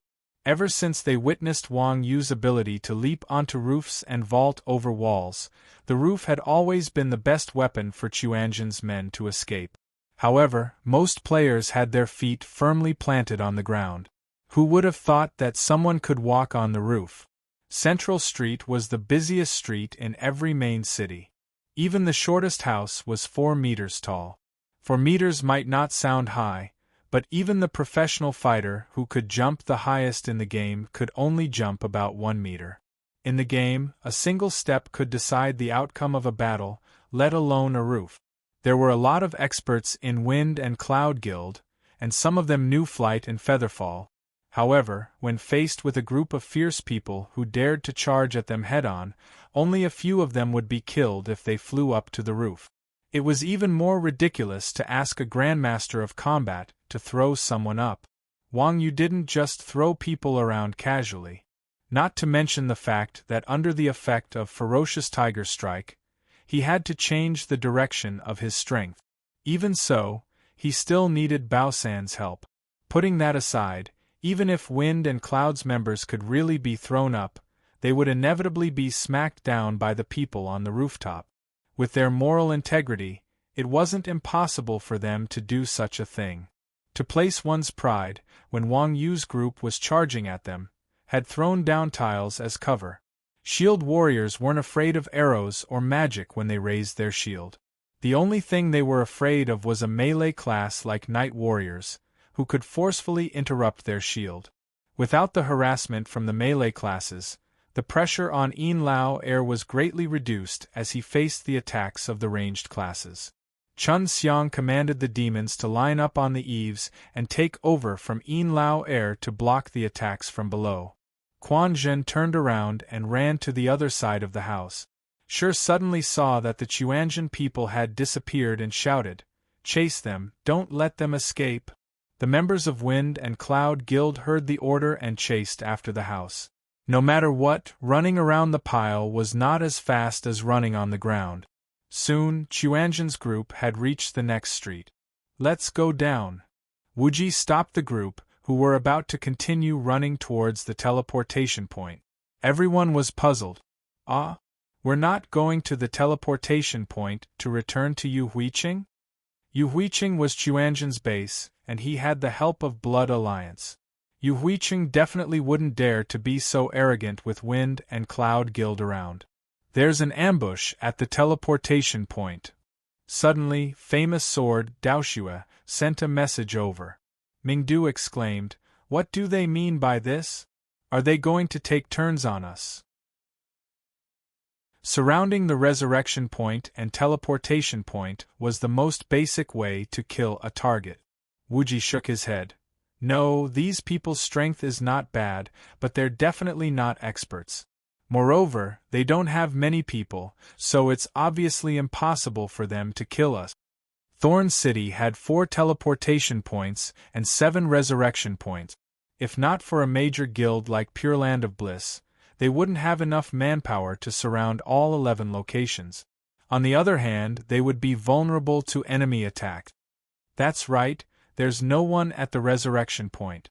Another assassin, Baiming Yuyu, said in the channel. Bao San was also puzzled. "There's no one at the resurrection point, what are they trying to do?" "I'm not sure either. These people were of unknown origins, and they had never interacted with each other before. Wuji also didn't know why they were doing this. "Then we'll just stay on the roof, they can't come up." To Place One's Pride said proudly. This guy often went up to the roof and was very proud of his skills. Wuji looked at To Place One's Pride plainly and said, "Do you know the biggest difference between humans and animals?" "What difference?" To Place One's Pride was slightly startled. "Humans know how to use tools. F***CKU. To Place One's Pride was furious. Wuji was right. There were even aircrafts in the game's background. There would definitely be ladders to the roof as well. Furthermore, there was no one guarding the low house. It wouldn't take long for the Guild of Wind and Cloud to find a way to get to the roof. Therefore, the roof was only convenient for escaping, but it wasn't absolutely safe. Yang Na said, "Then where are we going to stay at the resurrection point?" Thorn City was an unfamiliar place, and there were no guild offices to stay in. To Chuanjin, the safest places were the resurrection points and teleportation point. Chun Xiang rubbed his chin and said, "Aren't we walking right into a trap if we go back now? Hee, we can look for Manjusaka." Mingdu smiled lecherously. Mingdu was only joking. Wuji heard him and said, not bad. That's a good idea. Oldly can be smart sometimes, but his intentions aren't good. That's right. Oldly is too wretched. I don't want to be associated with him. Under Wuji's lead, the other animals started to look down on Mingdu. Wang Yu was speechless. He suddenly felt that Chun Xiang and Wuji were purposely baiting Mingdu to say those words. Yang Na objected. "Are you familiar with her? It's not good to drag her into this." "That's right. I feel bad too. She still owes me money. What can I do if I don't pay her back?" Wang Yu said worriedly. To place one's pride was rarely mature and said, "You guys are thinking too much. If you really can't do it, let her join our Chuanjin. We can protect her." Gao's words were too shameless. A group of people had already been driven to desperation by others, yet he still wanted to protect them.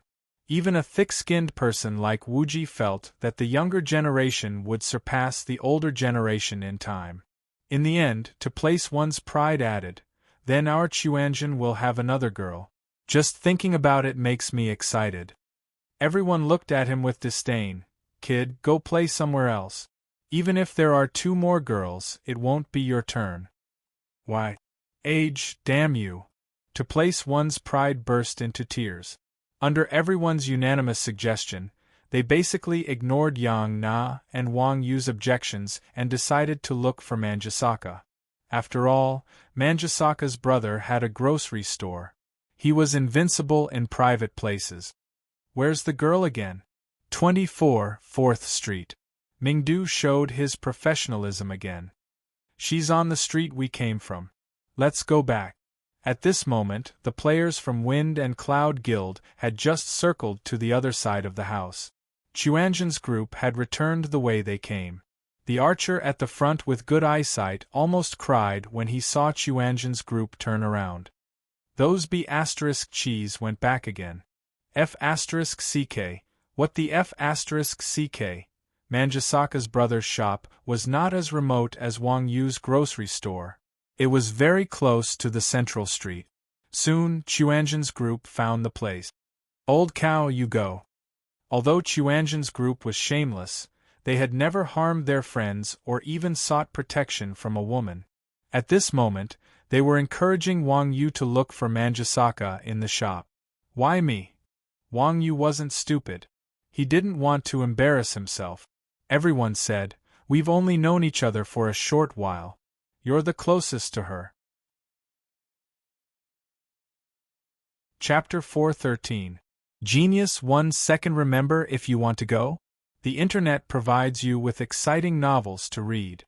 Damn it, don't ever say that in the guild channel again. Wang Yu was so scared that he broke out in a cold sweat. Mu Zixian was also in Chuanjin. "If you don't want to go, we will just say it." "I saw the 2 of you holding hands," Wuji said. "What do you mean?" Wuji smiled and said, "If I say there is, then there is a witness." The others said in unison, "That's right. You guys are too evil." In terms of cunningness, 10 Wang Yus would not be a match for Wuji. Helpless, Wang Yu could only go up alone. "Hello, what do you need?" Just as Wang Yu entered the shop, a voice came from the corner. The shop was quite deserted. The shop owner was sitting in the corner with his eyes closed. Red Spider Lily was lying on the counter, and it was unknown what she was doing. "I am looking for someone." Just as Wang Yu said that, Red Spider Lily raised her head and shouted, "Old cow, you are here." "Old cow?" The shop owner suddenly stood up and walked to Wang Yu's side. He pointed at Wang Yu and said, "Damn it, God Iron Ox, why are you here?" When Wang Yu saw the shop owner's appearance, he was slightly surprised. This guy was none other than Mario. Wang Yu did not know many people, but Mario was the one who had left a deep impression on him. This guy was quite a black-bellied person. "Aren't you Yu Huiqing's man? Why are you opening a shop in Thorn City?" Wang Yu asked curiously. Mario looked at Wang Yu bitterly and said, "What do you think?" Wang Yu scratched his head in embarrassment. The players' shops didn't make much money to begin with. Yu Huiqing had Wang Yu's family's sundry goods store, and Xiaobing's studio shop, so the other players' shops didn't have a chance to make money at all. Therefore, Mario decided to move to another main city. It turned out that his business was just as bad in another main city. "Where are the others?" Red Spider Lily asked. I'm outside," Wang Yu replied, then sent a message, "Come in, it's an acquaintance." When the people outside heard that the owner was an acquaintance, they came in. Wang Yu pointed at the people of Chuanzhen and introduced them one by one. "This is Wuji, the leader of Chuanzhen. This is Brother Chun. Nice to meet you. My name is Mario. I've heard a lot about you guys," Mario said respectfully. As an old friend of Yu Huiqing, he was no stranger to the name of Chuanzhen. Especially after interacting with Wang Yu, Mario was even more convinced of the rumors. Hearing Mario's words, the people of Chuanzhen were in a good mood. "Mario? Is that Mario Ozawa?" Mingdu asked slyly. Mario wiped his sweat. "It's Mario Rolling. Speaking of which, why are you guys so free to come here to play?" The people of Chuanzhen instantly blushed. This was the reason why they didn't want to come and scout. They were all famous gods, but now they were being chased like dogs. It was too shameful. "We're being chased." Wang Yu was the honest one and told Mario the gist of the situation. "They're not trying to kill you. They're trying to keep you in Thorn City." After listening to Wang Yu's story, Mario said with certainty, "You guys aren't their target." That seems to be the case. The onlookers could see more clearly than the players involved. Hearing Mario's words, the people of Chuanzhen felt that he made sense. Wuji nodded. "That's right. I also feel that these guys don't want to fight us to the death. I just don't know what their intentions are." "Are all of you from Chuanzhen here?" Mario asked again. "There are a few girls in Yu Huiqing." Are they keeping us in Thorn City to deal with those girls?" "Those girls are all professional players. They won't participate in this." Mario thought for a moment and said, "Did you guys offend someone or affect someone's interests?" Wuji heard this and immediately understood. It's Xiaobing's studio. No matter which guild the people of the Quanzhen sect had conflicts with, it was always because of trivial matters in the game. It had nothing to do with the word benefits at all. They wouldn't even talk about the guild's sub-profession players. Only Xiaobing's workshop had a conflict of interest with the Quanzhen sect. Yes, it's most likely them. Mario knew that the two families weren't happy with each other, but he didn't expect it to be this bad. "Oh no, the girls are in danger!" Wuji exclaimed. The others laughed. "What are you afraid of? They're in the guild encampment." As soon as they finished speaking, the people of Chuanzhen suddenly received a system notification. Wind and Cloud Guild has launched an encampment battle against Chuanzhen. All players of Chuanzhen, please return to the encampment in 10 minutes to defend. The people of Chuanzhen were dumbfounded when they received the system notification. F***CK. This bunch of trash. The encampment battle wasn't as simple as now. The encampment battle was the most important battle in the game, and the setting was extremely strict. The challenged guild had to fight. If there were no players defending within the specified time, it would be judged as abandoning the encampment and surrendering. Abandoning the encampment and surrendering would only result in the guild's downgrade.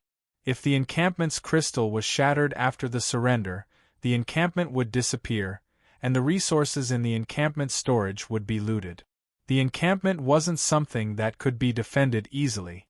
Although the people of Chuanzhen didn't need to use the encampment, Li Shui and the other 3 girls had subclasses and had to stay in the encampment every day. More importantly, Ming Jian Daoshue's materials, Li Shui's potions, and even Mu Zixian's items that couldn't be stored in the system's storage were all in the encampment storage.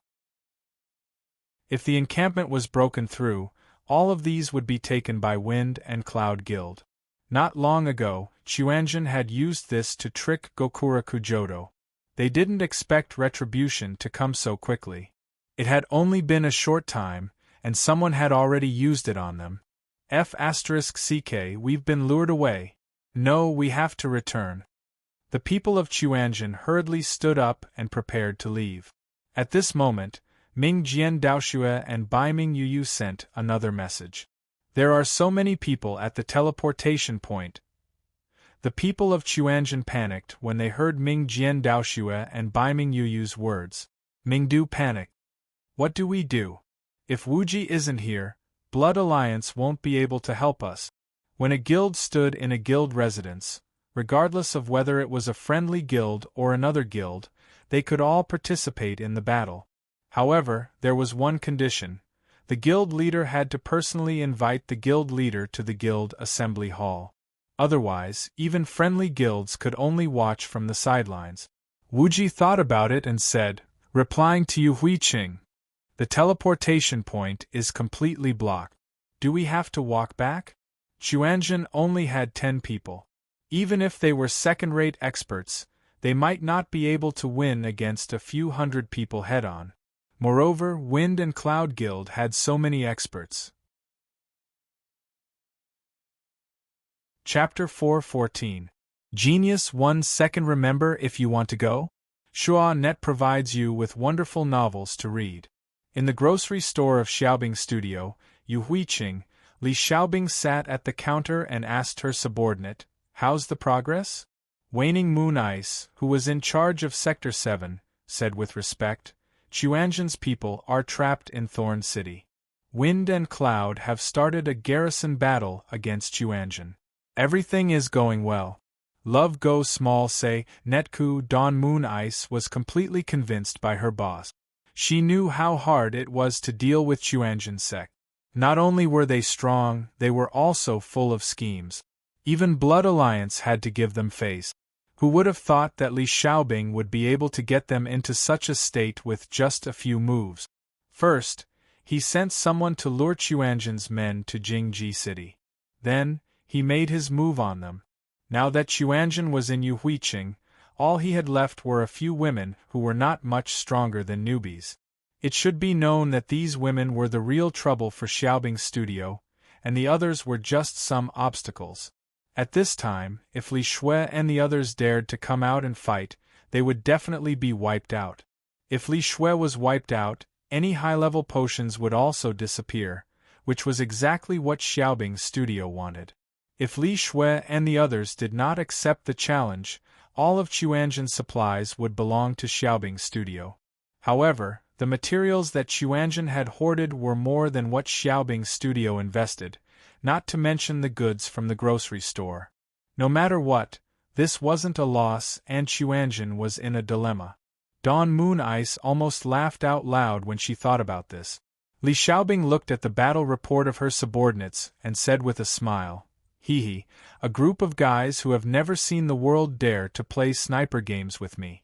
Do you really think that just anyone can do such a thing? Li Xiaobing was indeed an experienced businessman. She quickly saw the shortcomings of Wuji, the mastermind of Chuanjin's gang. Wuji was highly educated, smart, and black-bellied. However, Wuji was just an otaku. He had never experienced the sinister side of human nature.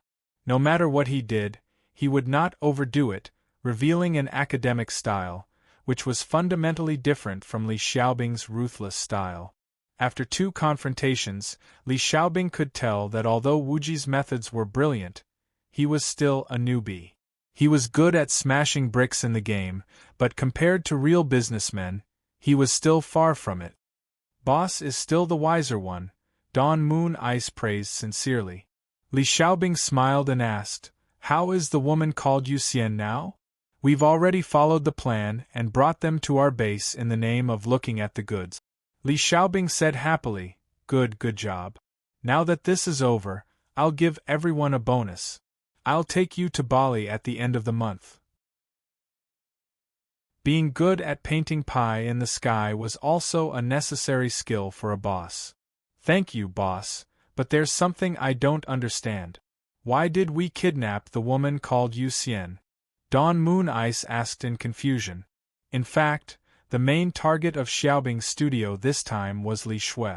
As long as Li Shui was whitewashed, it didn't matter to the others. Li Xiaobing chuckled, and her eyes suddenly became deep. She's our last bargaining chip. Thorn City, the teleportation point, is blocked. How do we go back? Seeing that there were less than 10 minutes to prepare, the people of Chuanjin panicked. Wuji said calmly, "Give them a taste of their own medicine." The others were stunned and asked in confusion, "What do you mean? Are you trying to lure the tiger away from the mountain?" Mario, who was rolling, asked. "That's right," Wuji said. Mingdu said, "Don't talk nonsense. Do you think they'll fall for it?" The people guarding the teleportation point must have been given a strict order. They most likely wouldn't leave their posts to chase after Chuanjin's people. Wuji said, "Whether they fall for it or not depends on who it is. Do you think it's easier to guard 7 resurrection points or 4 teleportation points?" "Nonsense, of course it's the resurrection points," Mingdu said naturally. There were many people coming and going at the teleportation points. Moreover, they were located in 4 directions of the main city. Although there were 7 resurrection points, they were all on the same street, which was very easy to guard. "So we can go and deliver our heads," Wuji said with a smile. "What's the point?" Wuji said, "The point is that I can go back to the base. As long as we're not all dead, they won't leave." Bao San touched his chin. Wuji smiled and looked at Mario without saying anything. Mario, who was rolling, said, "I'm also a cleric. Maybe I can help." "This isn't a good idea," the Chuanjin people said in embarrassment. Asking people to risk their lives the first time they met? They wouldn't be able to do that to their friends anyway. Mario, who was rolling, said, "I won't die in vain. I want the agent rights for Thorn City's potions." Wuji had intentionally or unintentionally revealed to Mario about the agent rights for Thorn City's potions. As expected, Mario immediately remembered it. Wang Yu thought about it and said, "That's not a problem. Chuanjin's people didn't want to get rich. A dozen people couldn't swallow such a big piece of cake. If they wanted the potions to sell well, they had to expand the market. The agent rights were just a small favor." "Thank you, Great God Iron Bull." Mario, who was rolling on the ground, smiled. The teleportation point closest to Mario's shop was the one in the northern part of the city. According to Ming Jian and Xue Daoxue, 200 people were strolling in the western part of the city. It would take them at least 2 minutes. 2 minutes was more than enough for Wuji and the others. Soon, Chuanjin's people appeared in the northern part of the city. As expected, the teleportation point in the northern part of the city was filled with people. A row of shield warriors raised their shields and surrounded the teleportation point so tightly that not even a fly could fly in. "Hey, aren't you guys trying to catch your grandfather?" The 10 people from Chuanjin lined up in a row. Mingdu waved his staff and shouted. As expected of a vocal music graduate, Mingdu's high pitch was amazing and full of confidence. Most of these people had never seen Chuanjin's people before. However, they knew all the classes of Chuanjin's people like the back of their hands. They were stunned when they saw the 10 people in front of them. "Boss Shifu, Chuanjin's people are at the teleportation point in the northern part of the city. Come quickly." "Are all 10 of them here?" "They're here." We're here. You guys hold them back for now." "Who's in charge of the teleportation point?" "Nonsense. It'll be easier to defend if we get them to the resurrection point. That priest is their leader. Kill him first." "Got it." After the players from Wind and Cloud at the northern teleportation point received Shifu's order to attack, the ranged classes immediately started attacking Wuji. Yin Lao Er raised his giant shield and blocked the magic arrows. Mingdu and Yang Na also started fighting back. Wind and Cloud had the advantage in numbers. Chuanzhen's side did not have many ranged classes. Naturally, their firepower was inferior. They could only retreat as they fought. During this period, Wind and Cloud focused all their firepower on Wuji. Yin Lao Er could not defend against them. Wuji was quickly sent back to the resurrection point. Once Wuji was dead, the pressure on Wind and Cloud was lifted. They subconsciously pushed the front line forward a few steps, and a gap appeared in the teleportation point. At that moment, the air near the teleportation point rippled slightly. A white-robed priest suddenly appeared. His body flashed with red light as he pounced toward the resurrection point behind the shield warriors. Chapter 4:15. Genius in 1 second. Remember Love Go? The Internet provides you with exciting novels to read. The cleric was none other than Wuji. In Rebirth, classes were mostly determined by their appearance. The Wind and Cloud Guild players only knew that they had killed a cleric. They did not know that the cleric who had been killed was actually Mario. Wuji had been hiding beside the teleportation point from the start. When the Wind and Cloud Guild players made a mistake, he immediately pounced over. Someone wants to enter the teleportation point. The archer's eyesight had always been good. They were able to discover Wuji at the first instant. Don't hesitate, kill him. The shield warriors at the front raised their shields and charged forward. They did not have time to turn around and defend, so they could only let the others kill Wuji. Unexpectedly, when all the arrows landed on Wuji's body, they were completely ineffective. Wuji used his hands and feet to crawl into the teleportation point. He then rolled on the ground until he reached the teleportation NPC. With a flash of light, Wuji disappeared into the teleportation array. The package has been delivered. Hurry up! Mingdu shouted and teleported Yin Lao Er into the room. To place one's pride and Bao San followed closely behind. Ming Jian Shui and North Siyu went into stealth. Wang Yu threw Mingdu and Yang Na into the room and ran in another direction. Chun Xiang turned into a cloud of black mist and floated into the revival point, disappearing as well. Don't chase! Don't chase! Just as the others were about to chase after Wang Yu, someone suddenly shouted, "They're trying to lure us away!" When everyone heard the shout, they immediately stopped and returned to the teleportation point. "Come and chase me. If you catch me, I'll let you." Seeing that no one was chasing him, Wang Yu ran back and flirted with the Wind and Cloud Guild players. The Wind and Cloud Guild players said firmly, "We are not that stupid to lure us away." Wang Yu was shocked. "Aya, my plan was seen through." "Nonsense. Who can't tell that it's child's play?" There was less than a minute left to prepare. Li Shui and the others were anxious when two white lights flashed, and Wuji and Chun Xiang appeared in the encampment. Seeing Wuji and Chun Xiang teleport over, Li Shui felt a lot more at ease. "You're finally here." Wuji nodded and said, "Brother Chun, you go and block the door. I will call people." Li Shui asked, "Should we go and help?" In the face of the guild's survival, one more person meant one more strength, even if these girls weren't even level 20 yet. Wuji said, "Go back to the city and wait. The rest of you, go help Brother Chun." Why don't you let me go?" When Li Shui heard Wuji's words, she felt that she was being ostracized and her mood worsened. Wuji said, "You are our foundation. You have to go to the safest place. If you really can't do it, just go offline, okay? You can't die." At this point, with Wuji's intelligence, there was no way he could not see the enemy's scheme. Li Shui was the most important card in Chuanzhen's hand. She was more important than the resources in the warehouse. If Li Shui was around, even if the guild was breached, they could still make a comeback. If Li Shui was wiped out, she would lose all her value. All right. Li Shui was a very sensible girl.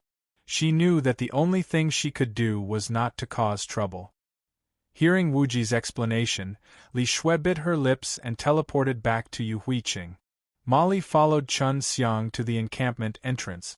At this time, the entrance was filled with Wind and Cloud Guild members. Molly and the other two girls had never seen such a scene before.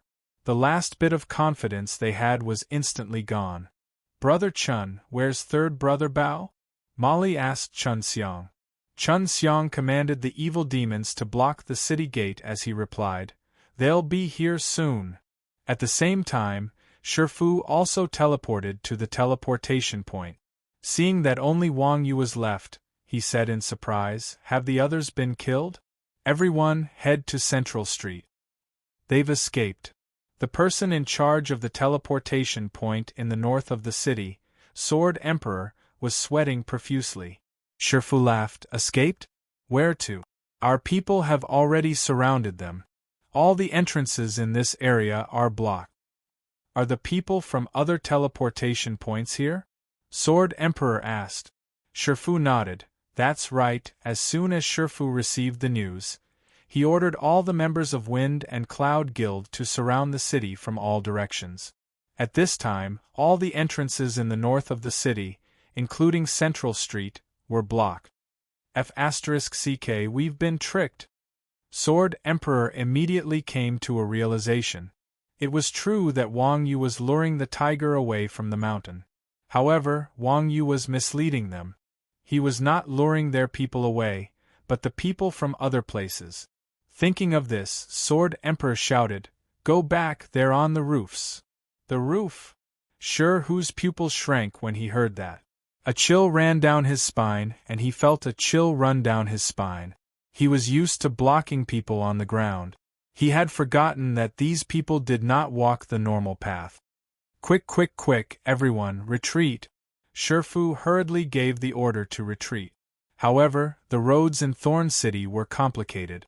It was not as fast as Chuanjin's movement in the sky. At this time, the people on the roofs had already run to the nearest teleportation point and returned to Yu Huiqing. "Don't bother, they've already gone back," Wang Yu, who was watching from the side, said with a smile. Sword Emperor was enraged when he saw Wang Yu. If Wang Yu did not affect his judgment, he would not have been so careless. It's all because of this guy, kill him.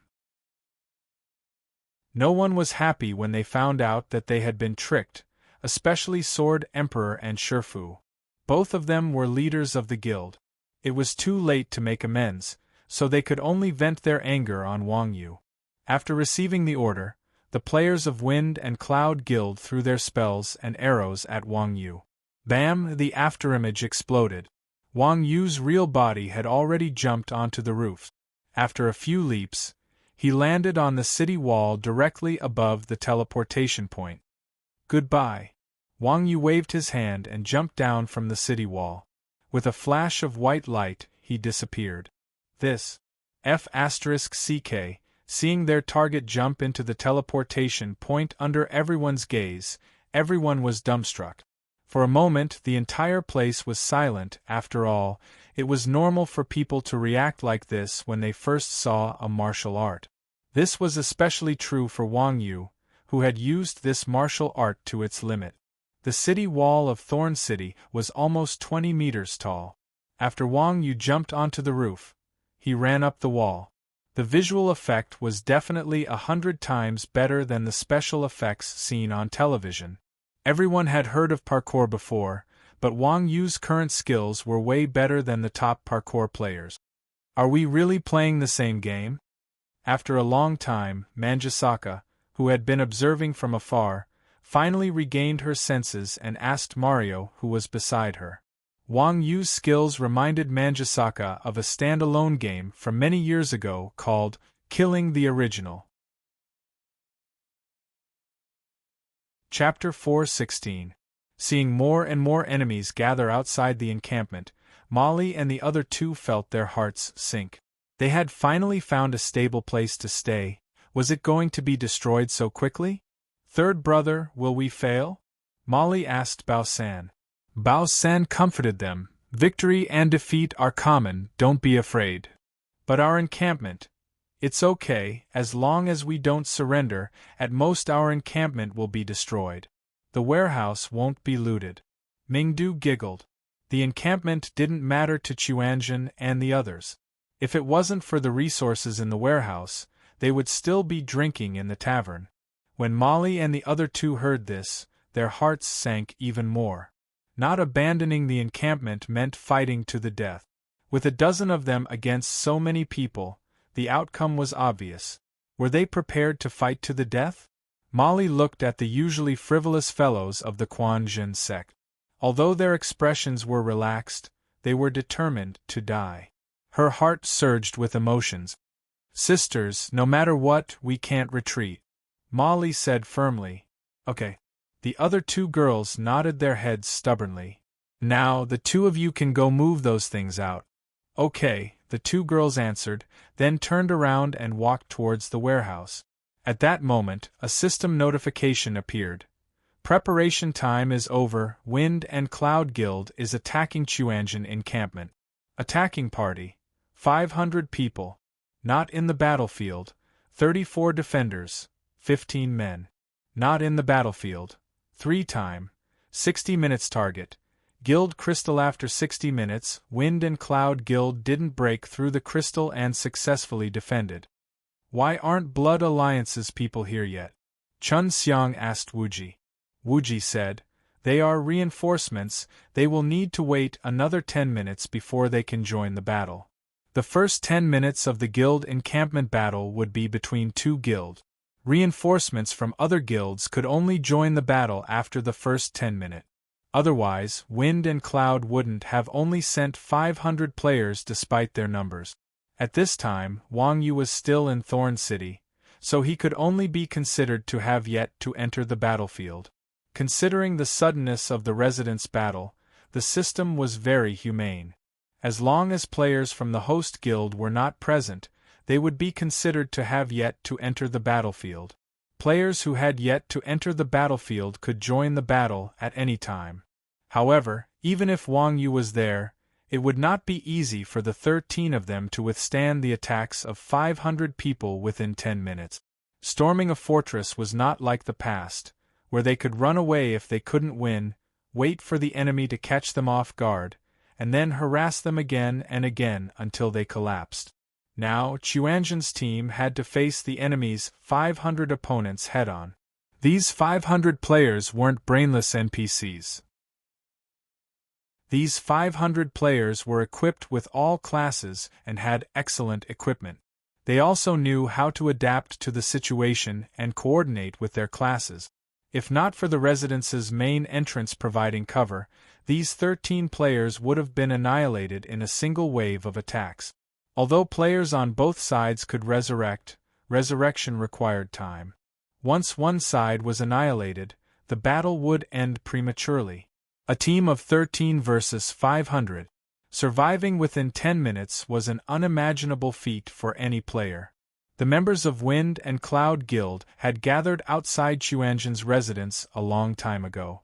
The moment the system announced the start of the battle, the members of Wind and Cloud Guild attacked the main entrance of Chuanjin's residence. The moment the two sides clashed, Wind and Cloud Guild immediately realized how difficult this small guild's residence was. When Wuji had chosen the location of their residence, they had cheated in order to better defend against monster attack.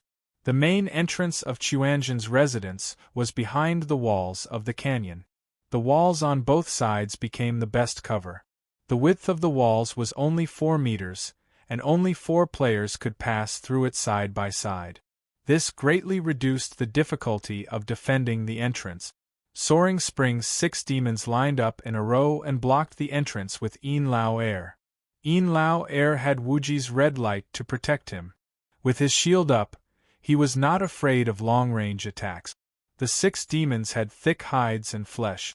With Bao San's whirlwind slash and triple slash, the members of Wind and Cloud Guild couldn't pass through the entrance at all.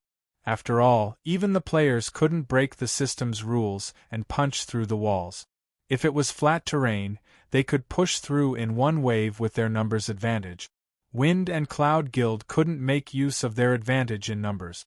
The commander of Wind and Cloud Guild, Lai Hu Warlord, looked at the mountain with a headache. He turned to a wizard beside him and said, "Great Change, this residence is hard to fix." The wizard was called Sudden Change. He and Lai Hu Warlord were Li Xiaobing's direct subordinate. Not only were they strong, but they were also resourceful. They were the true leaders of Wind and Cloud Guild. "Don't call me Great Change." Sudden Change rolled his eyes at Lai Hu Warlord. "Then let's call it Small Change." "Damn it." Sudden Change gritted his teeth and said, "There are only 2 warriors blocking the way. The 2 sides are empty. We can push through from the 2 side." "Not bad, just as I thought." Lai Hu Warlord mumbled and commanded the players in the front row, shield warriors, push through from the sides. The shield warriors in the front row received Lai Hu Warlord's order. They lined up in 4 and charged at the demons on both sides of Yin Lao Air and Bao San. Bang! Before the 4 shield warriors could reach the entrance, there was a muffled sound. A dark barrier rose from the ground at the entrance and froze the shield warriors on the spot. Then, a green light spread out in a circle. The Wind and Cloud Guild players in the front row were covered in green light. Immediately after, flames rose from the ground at the entrance of the gorge. The flames contained lightning, and the 4 shield bearers were instantly reduced to a bloody pulp. At this stage of the game, shield warriors had around 5,000 to 6,000 HP. Losing so much HP in a single round was enough to scare the hell out of them. Just as the 4 shield warriors were about to turn around and retreat, 4 crossbow bolts were fired from the garrison's arrow tower, sending them back to the resurrection point. Seeing this, the Wind and Cloud Guild players hurriedly took a step back. Yoi skills were intermediate skills that wizards could only learn at level 30. For example, the Ice Mage's Blizzard and the Thunder Mage's Chain Lightning. However, although these 2 skills dealt Yoi damage, their single target damage was not high.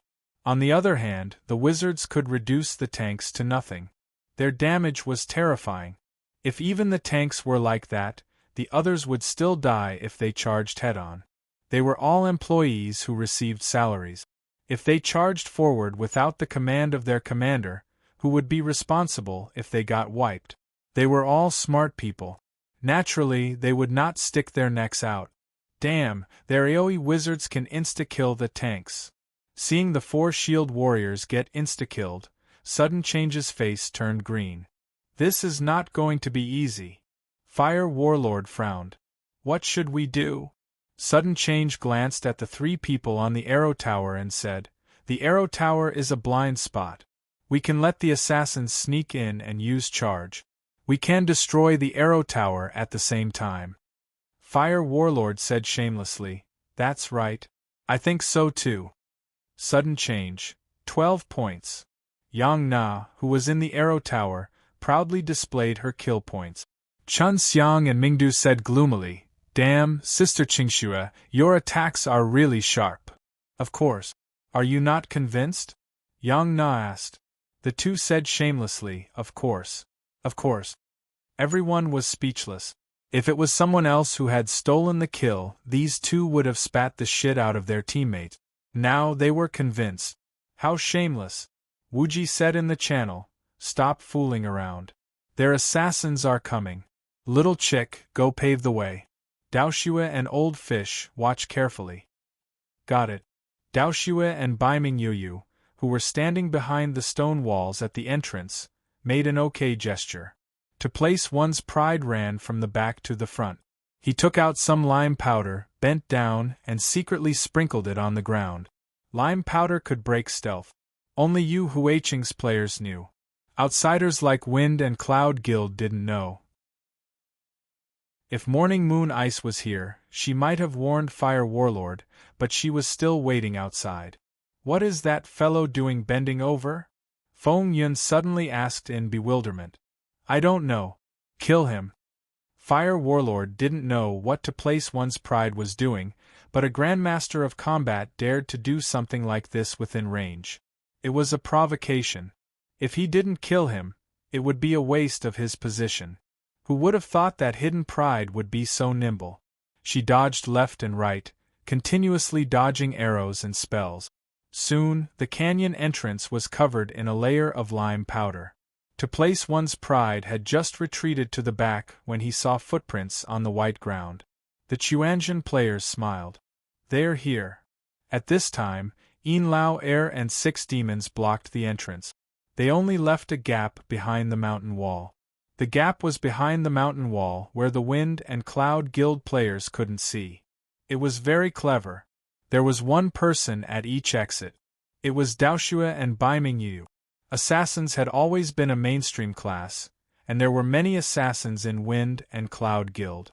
These assassins were afraid that they would be instantly killed by the mages on the arrow towers while they were in stealth, so they didn't dare to force their way in. They could only move through the gap that Yin the Second Elder had left behind. However, the assassin at the front had just reached the end of the gap when he mysteriously appeared at the resurrection point, waiting to be revived. Since Daoxue and Baimingyu's positioning was very clever, the assassins at the back couldn't see them at all. They continued forward. By the time the first batch of assassins who died shouted in the channel that there was an ambush, the lime powder that to place one's pride had scattered on the ground had already been stepped on. At the same time, Mingdu threw another wave of AoE spells at the entrance. In an instant, the fire thunder glowed with white light. Mingdu's points skyrocketed to over 100. He had instantly killed over 30 assassins. Those assassins didn't even know how they had been discovered until they died. F***CK. Seeing that over 30 of his guild brothers had been killed, Fire Warlord could no longer remain calm. Get the big guy. Fire Warlord said angrily. Aren't we saving the big guy for last? Wind and Cloud Guild asked hesitantly. Chapter 4:17. What do we do now that they've gone back? Sword Emperor Shifu asked. Sword Emperor Shifu and Zhu Wuxian were official members of Guild Wind and Cloud. Sword Emperor panicked when he received the notification that the battle had begun. Shifu and Sword Emperor's mission was to keep Chuanjian's forces in Thorn City, preventing them from returning to defend the encampment. Now that Chuanjian's forces had entered the battlefield, and the last member had run away, this was a dereliction of duty. They might be scolded when they returned, but their salaries might be docked. Shifu thought for a moment and said, "Let's go back and help." There were quite a number of Guild Wind and Cloud members in Thorn City, and they would be a great help if they returned to attack the encampment. Since Chuanjian's forces had run away, there was no point in staying here. It was better to wait for the higher-ups to blame them. All right. Sword Emperor agreed with Shifu's words and immediately ordered his guild members to return and help. Haha, 126 points, what a haul! Damn, we've been fighting for so long, but we can't even get a single skill from you. Famous Sword Path Snow and Baimingyu said sourly. No matter how good an assassin was, he could only fight one person at a time. Mages were still the best. They could kill a whole group with a single skill. They were the most efficient at farming monsters and points. What's that? Just as Mingdu was bragging about how many points he had earned, Yang Na suddenly pointed at the opposite side of the arrow tower. Everyone looked in the direction that Yang Na was pointing and saw a huge triangular wooden frame in the camp of Wind and Cloud Guild. Behind the frame was a ladle-like object. 4 players from Wind and Cloud Guild were surrounding the frame and moving a huge rock into the ladle. Wuji's expression darkened when he saw this. It's a catapult. Catapults were the best siege weapons in the cold weapon era. How could Wuji not recognize them? There's such a thing in a catapult game? The others were shocked when they heard this. Although cold weapons had faded from people's sight, they had heard about them on television and in books. However, this was the first time they had seen a real catapult. Yes, Wuji said, this thing is classified as a weapon. Advanced weaponsmiths can create it as long as they have the blueprint. The background of his rebirth was an era of cold weapons. Catapults were similar to crossbows, so it wasn't strange for them to exist. What was strange was that Wind and Cloud Guild was able to find such a thing. Thinking about it, it made sense. Wind and Cloud Guild was backed by Xiaobing's workshop. Workshops had always been the source of all sorts of rare equipment and skills in the game. Only such a large workshop could create something like this. While everyone was talking, the catapult had already been loaded. At the command of the Lihua warlord, the catapult was launched, and a huge rock fell from the sky. Yin Lao Air couldn't dodge in time, so he could only raise his shield to block the attack. However, in the face of such an attack, Yin Lao Air was overestimating himself. With a loud boom, the cannonball fell. Bao San, Yin Lao Air, and Chun Xiang's 6 demons were smashed into white light. They were teleported to the revival point to wait for revival. Only Mingjian Daoxue and Baiming Yuyu, who were hiding behind the mountain wall, managed to escape. However, the 2 of them were quite frightened by the formidable fellow.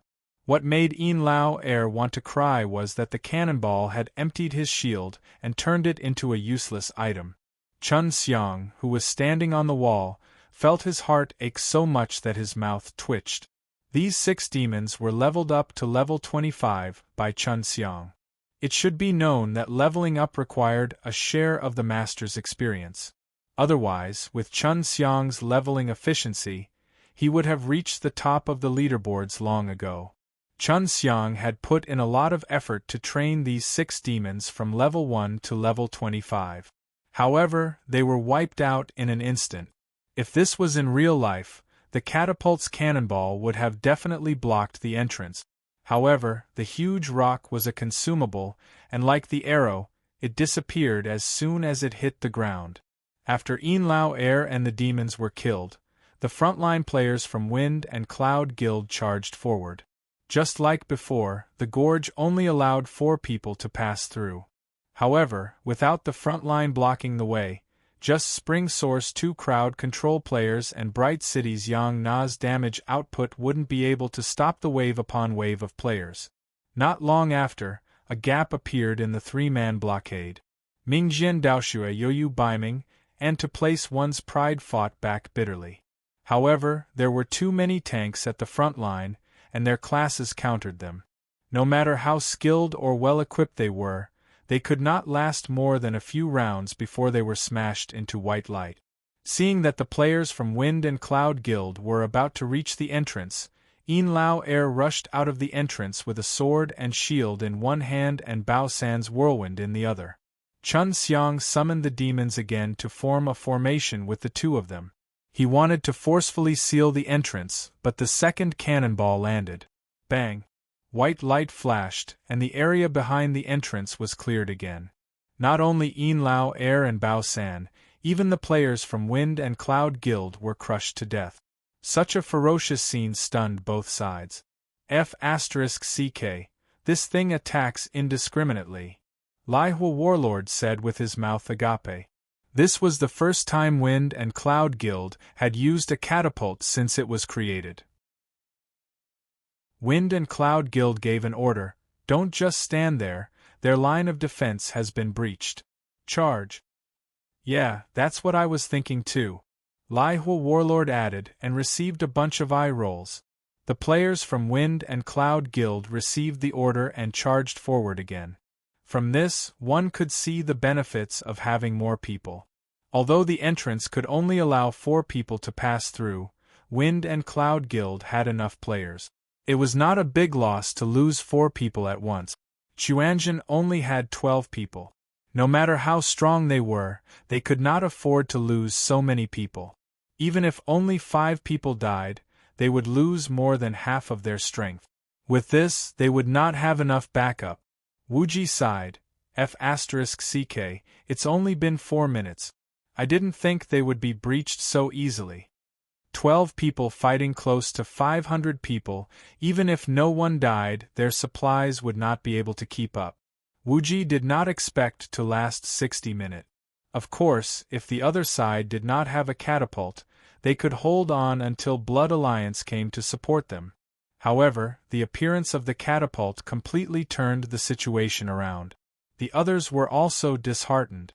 The terrain advantage of the gate of the encampment was the biggest advantage of the Quan Jun sect's encampment. Once it was breached, it would mean defeat. Without any obstacles, how could a dozen people fight against 100 people? Go back and protect. Just as Wuji was about to give the order to abandon the entrance and protect the crystal, a system notification raised Wuji's confidence. Chapter 4:18. Reeks, old cow is here. Not only Wuji, but the others were also shocked when they saw the system notification. These fellows from the Quanjin sect had always been arrogant and looked down on everyone. If it was in the past, with their arrogance, they would definitely feel ashamed of themselves for having such thoughts. However, Wang Yu had used his strength to conquer everything. As time went by, the arrogant members of Chuanjin treated him as their last line of defense. Just like the Catapult and Wind and Cloud Guild, Wang Yu was Chuanjin's trump card. What's going on? Didn't you say you could hold out for 10 minutes? How come you've been beaten up so badly while I was logging off to go to the toilet? Wang Yu asked curiously when she saw the players from Wind and Cloud swarming toward the entrance of the residence. Look at that. Wuji pointed at the Catapult in Wind and Cloud Guild's camp. What's that? Wang Yu was confused. Wuji said, Catapult. It's used to attack cities. Our camp can't hold on for long. We can't stop it with our manpower. Wang Yu said, then we can just dismantle it. Dismantle this? Everyone was stunned. What a bold tone. It's as if it's his own home, and he can dismantle it whenever he wants. Let's not talk about whether the catapult can be dismantled. There are so many Wind and Cloud Guild players there, and they can't just watch you dismantle it. Furthermore, the entrance to the camp is blocked. Even if you can step on someone's head and fly out, they will shoot you to the wall with a volley of arrows. How will we know if we don't try? Wang Yu was excited. Stop fooling around. The entrance is blocked and we can't get out. Wuji said. Just go through from the back. Behind? Mingdu asked. Isn't that a cliff? Setting Sun Valley went from low to high, and Chuanjin's camp was blocked by Wuji at the deepest part of the valley. Other than the entrance, the rest of the camp was a 70-80 m cliff. This was the barrier that Chuanjin was proud of. You won, Wang Yu chuckled. To you, it's called a cliff. Don't tell me you want to climb up? Everyone instantly understood what Wang Yu was thinking. This guy's thinking was really bold. The cliff was as high as a 20-story building. Most people wouldn't dare to climb it. Listening to Wang Yu's tone, it was as if it was as simple as going to bed and sleeping. Of course, everyone in Chuanjin had seen Wang Yu's ability to climb walls, so they didn't doubt it at all. Wuji said, How long will it take to go from the back of the encampment to the other side? Wang Yu thought about it and said, 2 or 3 minutes. So long? Wuji's hopeful face was now full of disappointment. Yin Lao Er, Bao San, and Ming Jian Daoshua had died twice already. Every time they died, their resurrection time would be extended by 10 seconds. Now that Wind and Cloud Guild was at the gates, Chun Xiang, Mingdu, and Yang Na could only hold them off for a minute at most, even if they risked their lives. Wang Yu said, It can't be helped. I have to climb up this high, and my movement speed isn't very fast. Wuji sighed. Then hurry up. We'll try to hold them off for 2 minutes. You don't have to dismantle it. You just have to stop the catapults from firing. As long as the catapults couldn't be used, the front line of defense would be able to hold them off for a few more minutes. All right. Wang Yu nodded and jumped onto the wall of the encampment. Then, she grabbed onto a rock and started climbing up. The players from Wind and Cloud Guild were less than 3 meters away from the encampment's entrance. They were only able to hold them off because of the 3 players at the entrance. The catapults took a long time to reload, and the damage they dealt was indiscriminate. It wasn't a good idea to kill 1,000 enemies at the cost of one's own life. As such, the Inferno Warlord only dared to fire a catapult when Bao San and Yin Lao Er came out to obstruct his charge. The 3 players on the watchtower were safe for now. However, it was only a matter of time before Chuanzhen's blockade was broken through. 2 meters. Yu 2. While Mingdu and Chun Xiang's spells were on cooldown, the players from Wind and Cloud Guild advanced another meter. The enemy was getting closer and closer. Spring Fragrance hurriedly said, "Mingdu, prepare to fire." As he spoke, Spring Fragrance aimed his staff at Mingdu.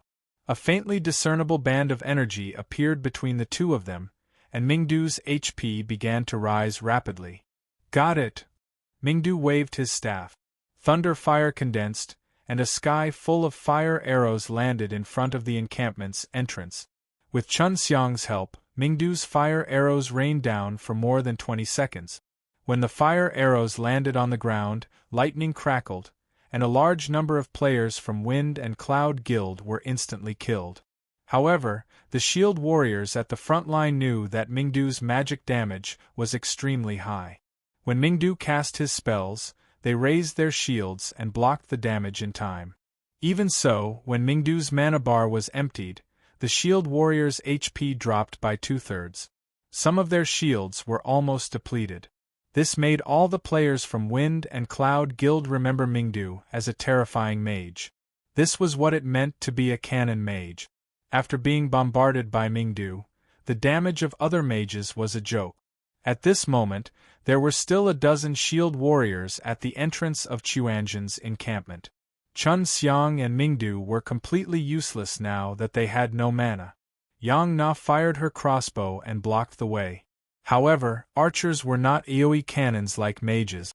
Apart from multi-arrow, they could only attack one person at a time. The shield warriors quickly got back into formation.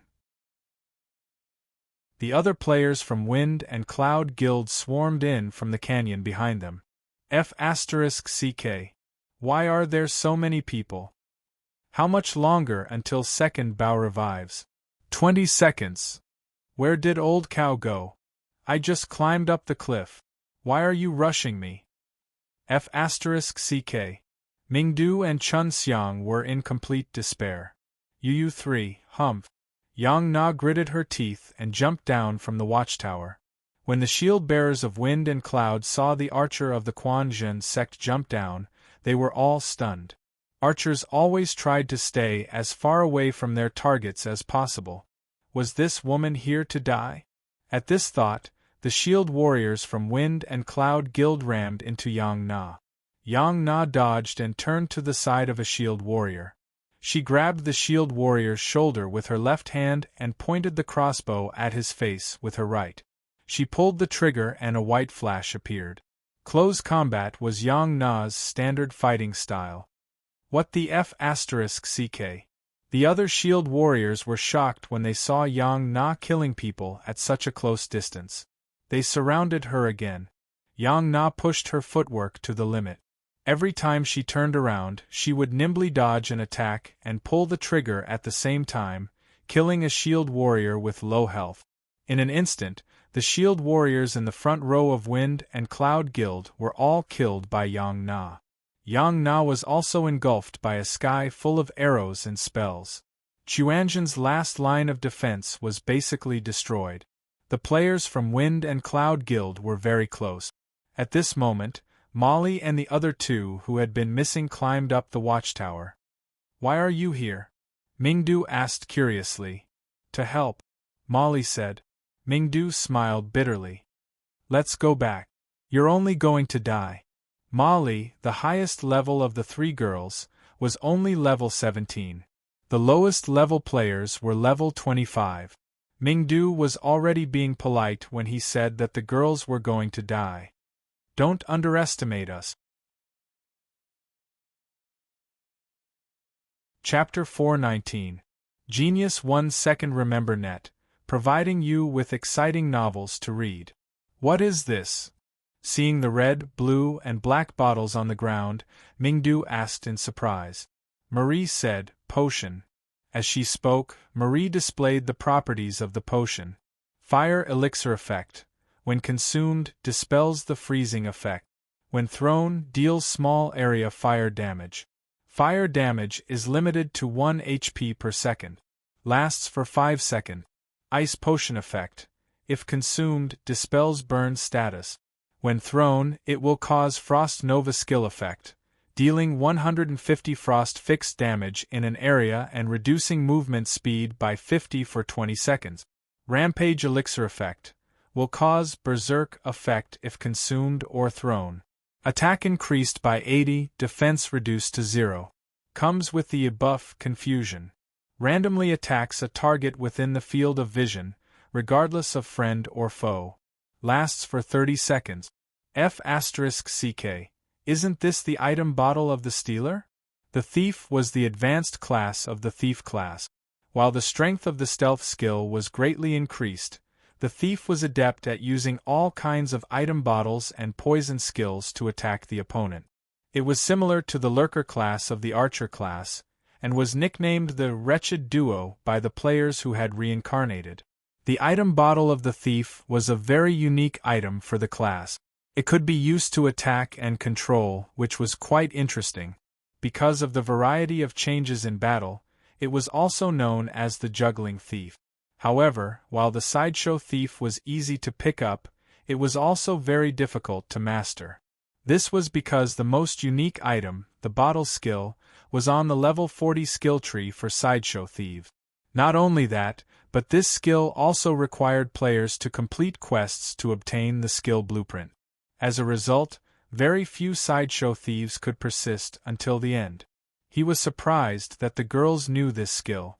Xiao-Yi nodded her head and said, When I changed my job at level 10, I accepted a hidden mission and obtained this skill. Previously, I didn't have the materials to make it. Later on, Big Sister had enough materials to make medicine, so I used her materials to make some and stored it in the warehouse. Have you all seen it? Nope. Chun Xiang and Mingdu both shook their heads. The number of times these two could return to the guild encampment was limited, let alone visit the warehouse. Molly said happily, luckily, Big Sis said that this item is a tool that can be bought with the market, so we didn't sell it. Otherwise, you wouldn't have seen it today. While they were talking, the players of Wind and Cloud arrived at the entrance of the encampment again. Molly said, They're charging over again. Everyone, take a few more bottles and smash them. Okay, the girls answered. They picked up the bottles on the ground and threw them down without thinking. The girls weren't strong to begin with, and their skills at throwing bottles were very rudimentary. Mingdu and Chun Xiang clicked their tongues at the sight of their clumsy and messy throwing bottles. If it weren't for the fact that the entrance to the encampment wasn't big and the players from Wind and Cloud had no space to dodge, it would be a wonder if they could hit anything with their throwing skills. Sister, it hurts you to throw it away like this, Mingdu said with a pained expression. You have to throw them at the squishy targets. Frost bottle at the entrance of the encampment, Chaos bottle at the head of a warrior. Also, don't throw them to the side. What a waste. While chatting, Mingdu and Chun Xiang taught the girls how to throw the bottles. It was a beautiful scene. Wuji and to place one's pride cursed with bloodshot eyes. Damn, two beasts. The power of the item bottles wasn't to be underestimated in such a small space. Under the guidance of Chun Xiang and Mingdu, the power of the item bottles was maximized. The frost bottle sealed off the encampment entrance and dealt the most damage to the enemy. The Berserk bottle's chaos effect was especially effective. Although the warriors affected by the chaos could only use normal attacks, the 80 attack increase was still a huge problem for the enemy's formation. The encampment entrance was sealed off again. Seeing this, the Flame Warlord was furious. Catapults smashed the watchtower. The reason the Warlord of Fire hadn't attacked the arrow towers at the start was because they were guild buildings. They had relatively high durability. The arrow towers could withstand at least 3 attacks from the catapult. As a result, the Flame Warlord didn't want to waste the cannonballs on the watchtower unless absolutely necessary. Who knew that the people in the watchtower would be so shameless, completely infuriating the Flame Warlord. The player controlling the catapult received the command and hurriedly lifted the boulders from the ground to the catapult. At this moment, a figure jumped down from the valley not far away. Just as the figure was about to land, it suddenly flashed and flew onto the catapult. The person who came was Wang Yu. Wang Yu's descent from the sky gave the people around the catapults a fright. The Flame Warlord said angrily, "What the hell are you doing?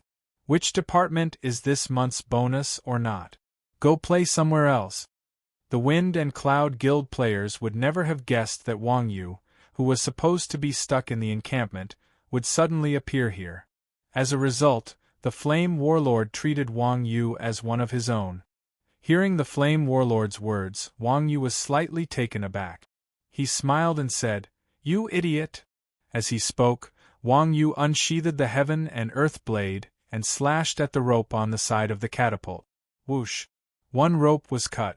System notification: 10 catapults destroyed. F*CK, what the F*CK are you doing? What's your name? The Flame Warlord was furious when he saw Wang Yu slash at the catapult. He unsheathed his two-handed sword and walked over to Wang Yu. He had probably forgotten that Wang Yu had called him an idiot. Wind and Rain suddenly raised his head and looked at Wang Yu's chest.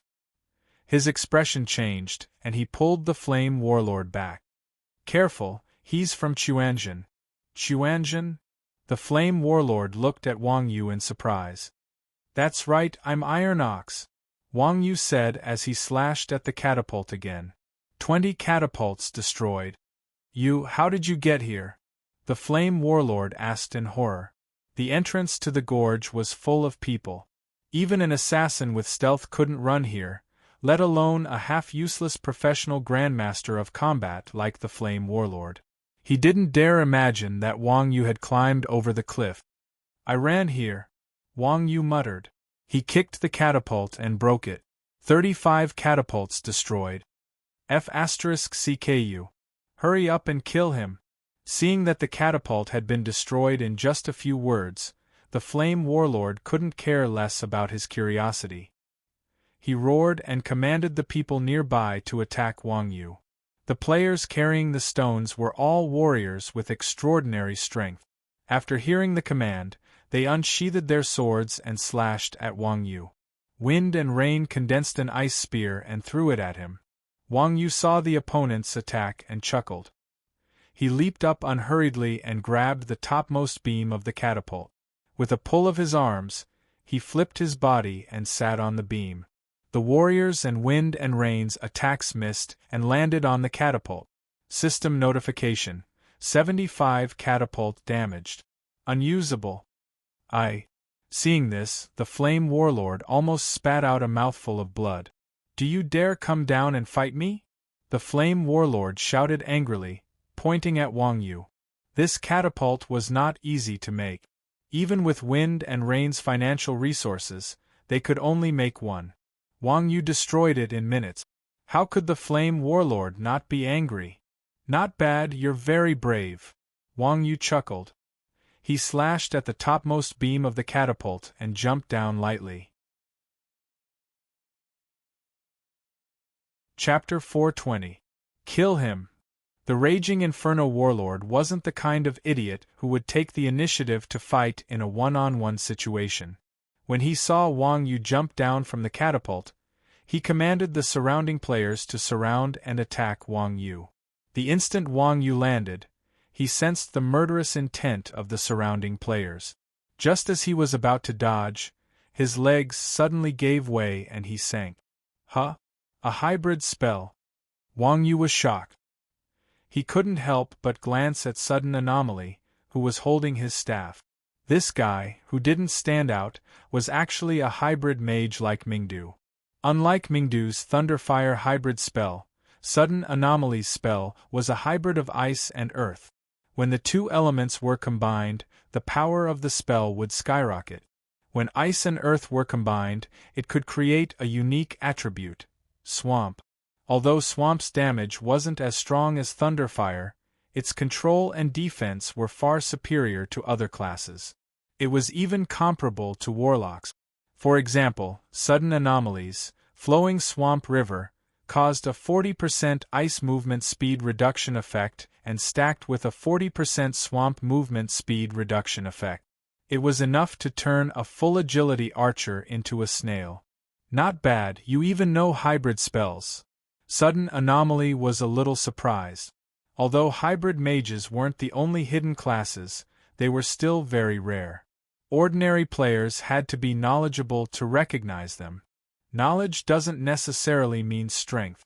Kill him for me. Sudden Anomaly once again gave the order to kill everyone around him. Before Sudden Anomaly finished speaking, the Fire Warlord and 4 warriors, who were closest to Wang Yu and had been the first to attack Wang Yu, were about to land their attacks on Wang Yu. Wang Yu was deep in the swamp and couldn't dodge in time.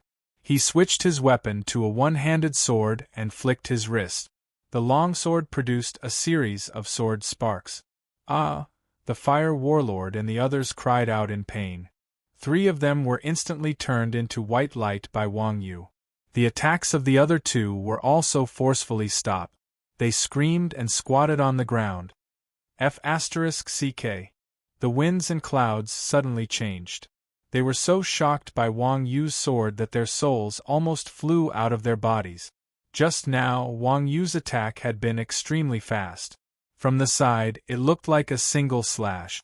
The sudden change in the wind and clouds made it so that the sword couldn't be seen clearly. However, the 5 people surrounding Wang Yu all had 2 damage numbers appear above their heads.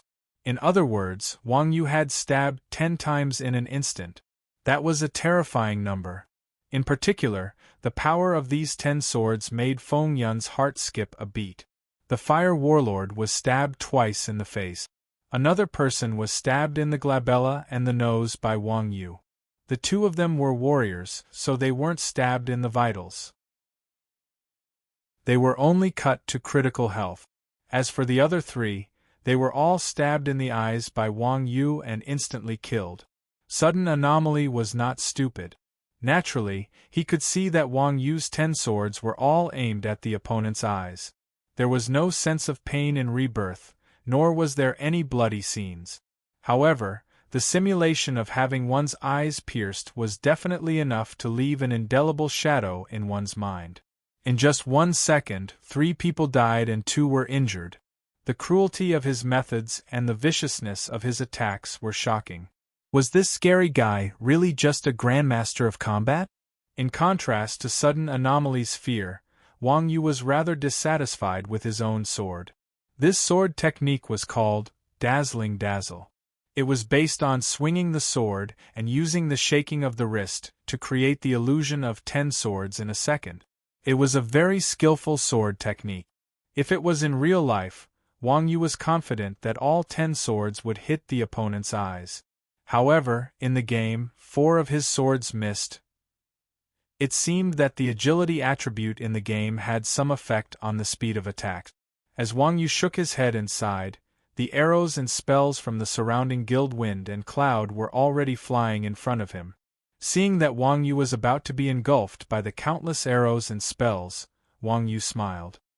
His body suddenly sank into the swamp beneath his feet, easily dodging the wave of attack. This Sudden Anomaly was dumbfounded when he saw Wang Yu disappear. The next moment, Wang Yu appeared in front of Sudden Anomaly and grabbed him by the neck. At this time, the Infernal Warlord had already recovered. He and the other surviving warrior buried their heads and rammed into Wang Yu.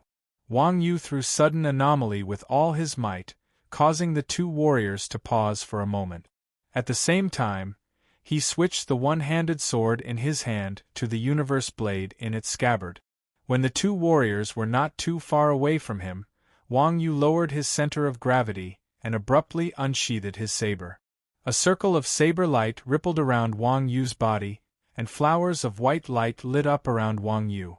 Not only were the 2 warriors and Sudden Anomaly instantly killed, but the stealth thieves were also cut down on the spot. Wind and Cloud had a lot of players, so after creating an opening, Wang Yu didn't dare to stop. Wang Yu rolled a few meters away, then dashed out of the range of the archers. He ran to the bottom of the cliff, grabbed it, and climbed up under the dumbfounded gazes of countless people. Wang Yu's harassment not only destroyed Wind and Cloud's catapults, but also pinned down a portion of their backline players. This greatly reduced the pressure on Chuanjin's encampment. At the same time, over at Chuanjin's encampment, Bao San and Yin Lao Er had also revived. They formed a defensive line with Chun Xiang's demons again. With the help of the girls' item bottles and Mingdu and Yang Na's firepower, they regained control of the stronghold. 2 more minutes. Wuji looked at the time and let out a long sigh.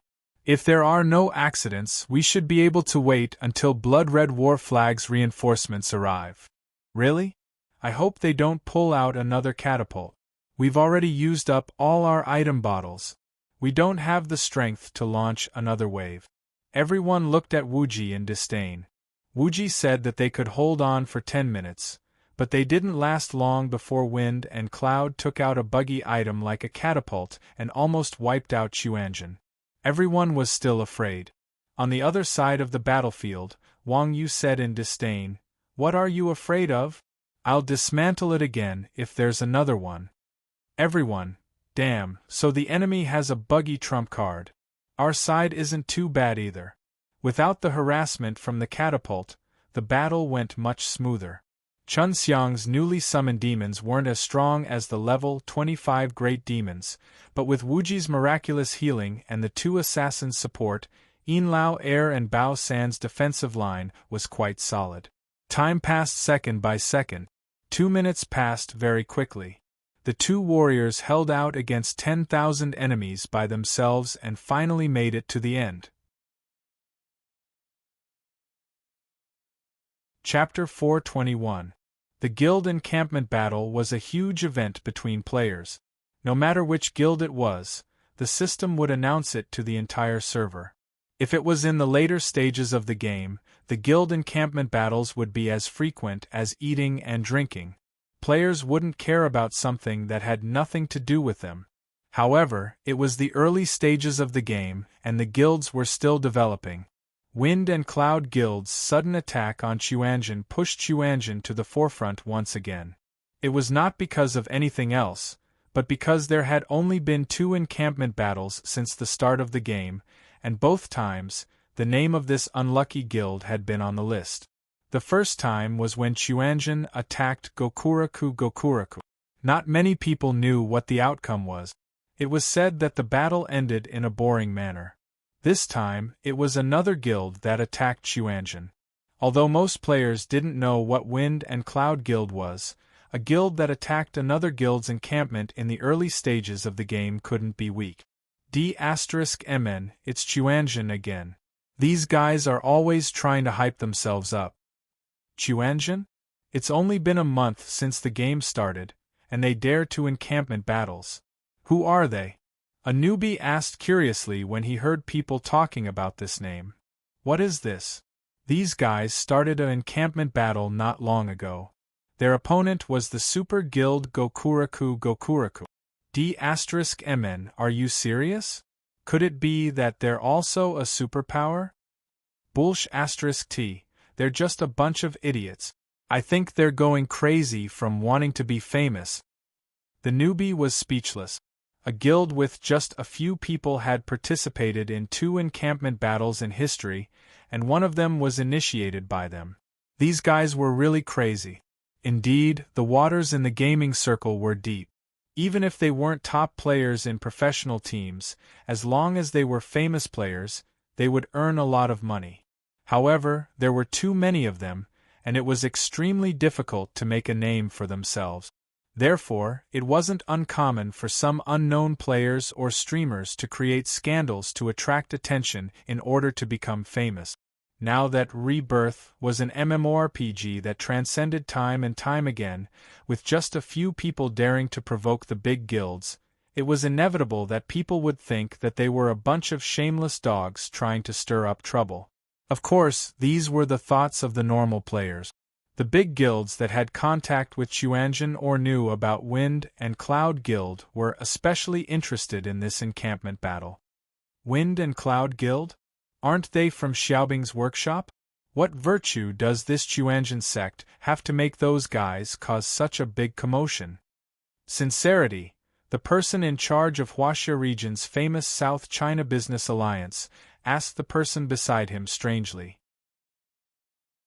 Xiaobing's workshop walked the extreme path and had always kept a low profile. This time, they had taken the initiative to attack a small guild's encampment. This was definitely an extremely unusual matter. I heard that the high-level potions on the market are made by people from the Chuanjian sect. I guess Xiaobing's studio wants to monopolize the market, but those guys are unwilling to compromise, so they decided to use force. The person named credibility first, next to sincerity deduced. Oh, no wonder. Li Xiaobing found me 2 days ago and said that she needed to do something of business with them. With them. Is that so? Did you agree? No, I said to think about it. After all, if they could force Xiaobing's studio to take the initiative to cooperate with them, they must not be easy to deal with. Don't get yourself into trouble instead of getting any benefit. Looking at what happened today, I think I guessed right. Yet Qiyun City, Quan Tianxiao's office. Quan Tianxia was stunned when he saw the system notification. He asked Dragon Rider, "Who are they?" "Fighters from Xiaobing's workshop," Dragon Rider replied. As a first-tier guild, this information was no secret to Dragon Rider. "Are they strong?" "They're pretty strong. They're just slightly weaker than our elite squad." Those fellows from the Quanjin sect are in for it this time," Quan Yutian said with a smile. "Ugh, will they lose?" Dragon Rider's expression changed when he talked about Chuanjian. Quan Tianxia rolled his eyes at Dragon Rider. "Humph, do you think they'll get help from monsters in an encampment battle?" "Ugh." Dragon Rider's face turned red as he nodded. "That's right. They definitely won't be able to fight them head-on." At this time, in Sunset Valley and Chuanjian encampment, the reinforcements were instantly teleported into the battlefield as the countdown ended. Wind and Cloud Guild wasn't small. They had close to 2,000 people. In the blink of an eye, Sunset Valley was filled with players from Wind and Cloud Guild. The Blood Alliance was a famous big guild. Other than the main guild, there were 8 subordinate guilds, and they had a total of 5,000 people. However, the Quanjin sect's base was a low-level base, and it could only accommodate 500 people. Therefore, only the Blood Red War flag could bring a portion of the Blood Alliance's people in. F***CK, you guys really held on?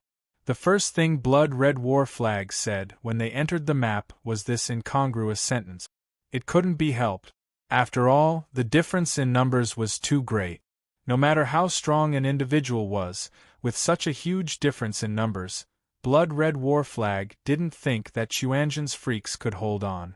Blood Red War flag probably knew better than most people what it meant to have 15 people fend off 500 people's attacks for 10 minutes. It was no wonder that they were so excited to say such a thing. Wuji also knew that Blood Red War flag liked to speak without thinking, so he laughed. Are you surprised? With our skills, we can hold on for another 10 minutes. Cough cough. The Chuanjian guild channel was filled with coughs. If it wasn't for Wang Yu, their guild wouldn't even exist. Wuji still dared to brag. How shameless. I believe you. Blood Red War flag didn't doubt Wuji's words at all. At the same time, they were shocked by Wuji's dominance. Chuanjian could hold on for 10 minutes. Even if they lost the encampment, it would be a glorious loss. These guys could easily say that they could hold on for another 10 minutes. This was really, the other side has gathered. Let's get into formation. After exchanging greetings, Blood Red War flag said enthusiastically. Wuji said, "We don't need formation for now. We have to think about how to charge out. How do we charge out?" Blood Red War flag was confused by Wuji's words. Even if it was a low-level encampment, the gate wasn't narrow. Would it be difficult for 500 people to charge out? Look over there. Wuji pointed at the gate of Chuanjian's encampment. Blood Red War flag looked in the direction Wuji was pointing at and Wang Yu was stunned. Chapter 422. With such a gait and the strength of these people, if nothing went wrong, they would be able to block for 20 minutes. Blood Red War Flag said enviously, "It would be great if our base was like this. No matter how many people we have, we would be able to defend." Wuji smiled. "Everything has its pros and cons. We have no choice but to do this. You have so many people, are you willing to be bullied?" Naturally, they had to use the terrain to their advantage. However, Blood Alliance was a huge guild. No matter which guild they faced, they didn't have a disadvantage in numbers. Such a terrain was useless. After all, if others couldn't enter, they couldn't get out either. The setting of the encampment battle in Rebirth was also very reasonable. If the base was attacked and it wasn't broken within 60 minutes, the attacking side would fail and the defending side wouldn't receive any rewards. At most, it would be a draw. Only by completely defeating the enemy or wiping out the entire team would it be considered a true victory. Not only would there be victory rewards, but there would also be war reparations. There would also be a system announcement. How wonderful was it to be able to deal a physical and mental blow to the enemy.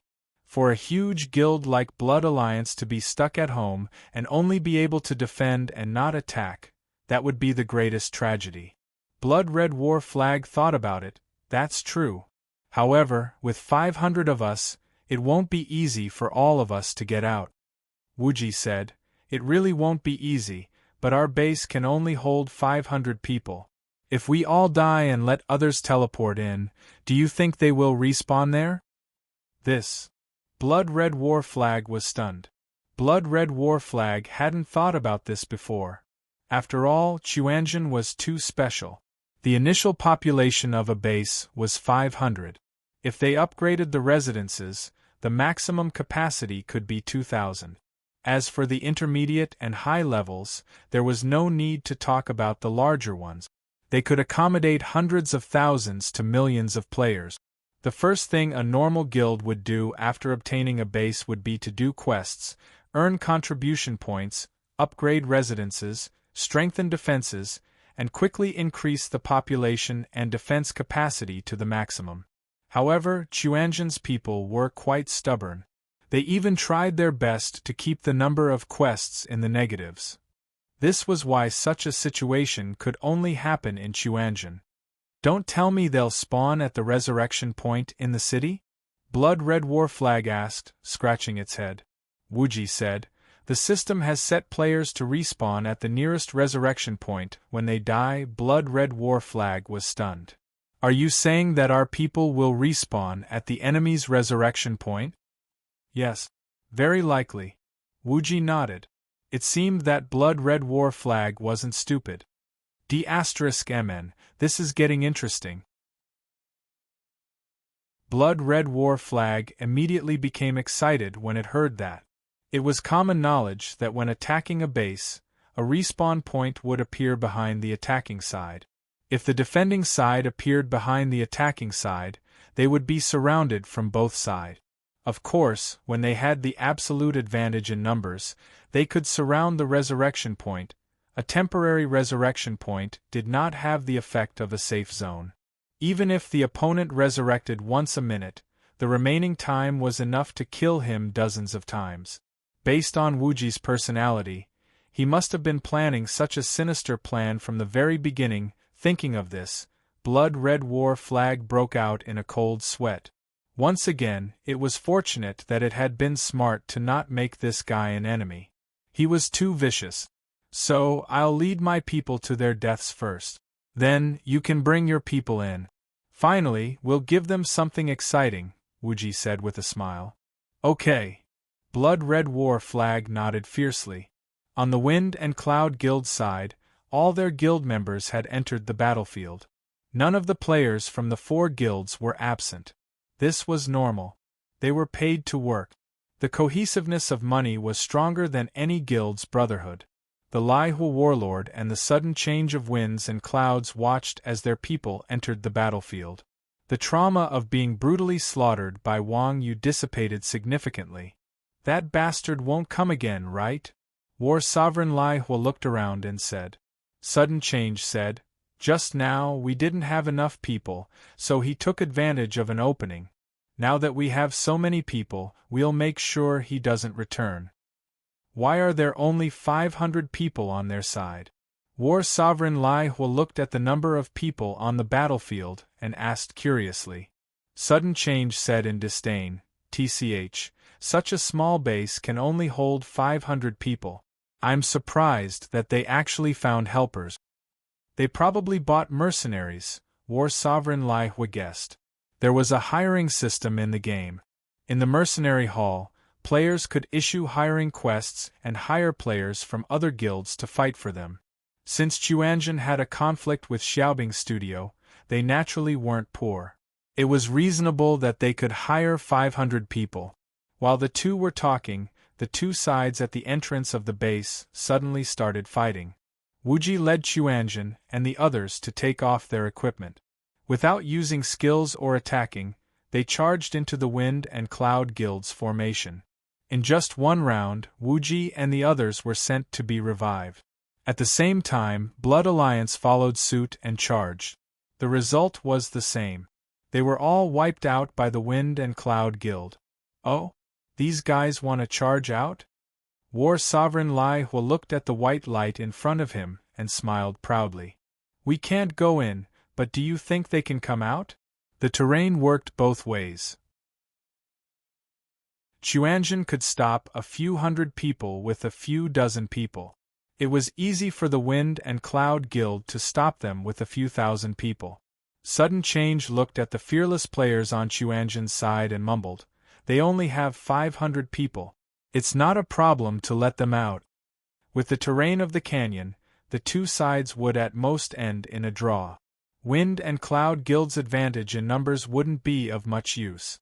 If they let the people inside out and fought in an open space, it wouldn't be difficult for 2,000 people to wipe out 500 people. That's right, I think so too.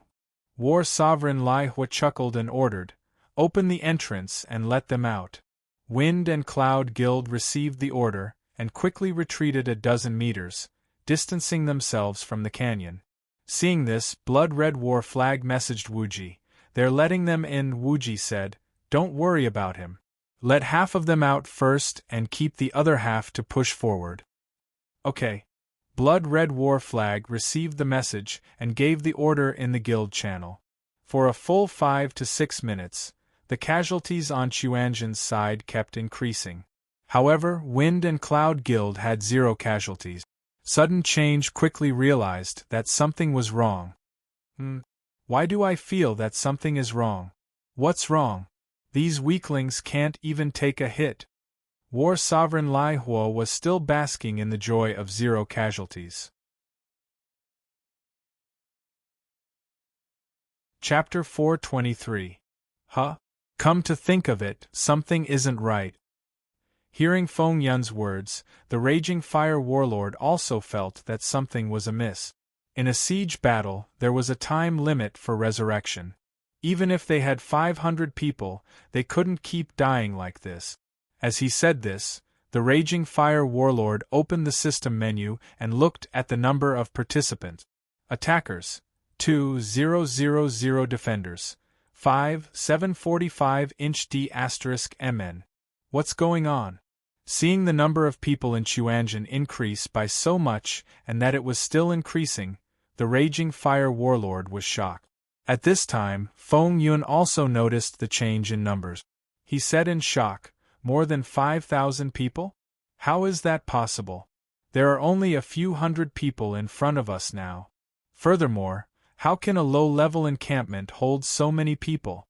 Could it be?" Feng Yun looked back as he spoke. He saw a sea of people behind him, filling up the entire Sunset Valley. Seeing this scene, Feng Yun was stunned on the spot.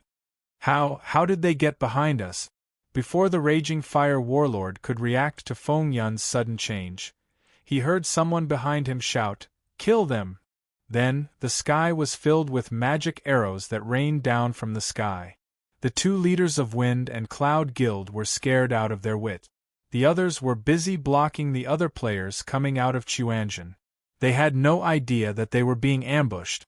By the time they heard the commotion behind them, the Blood Alliance's attacks had already landed.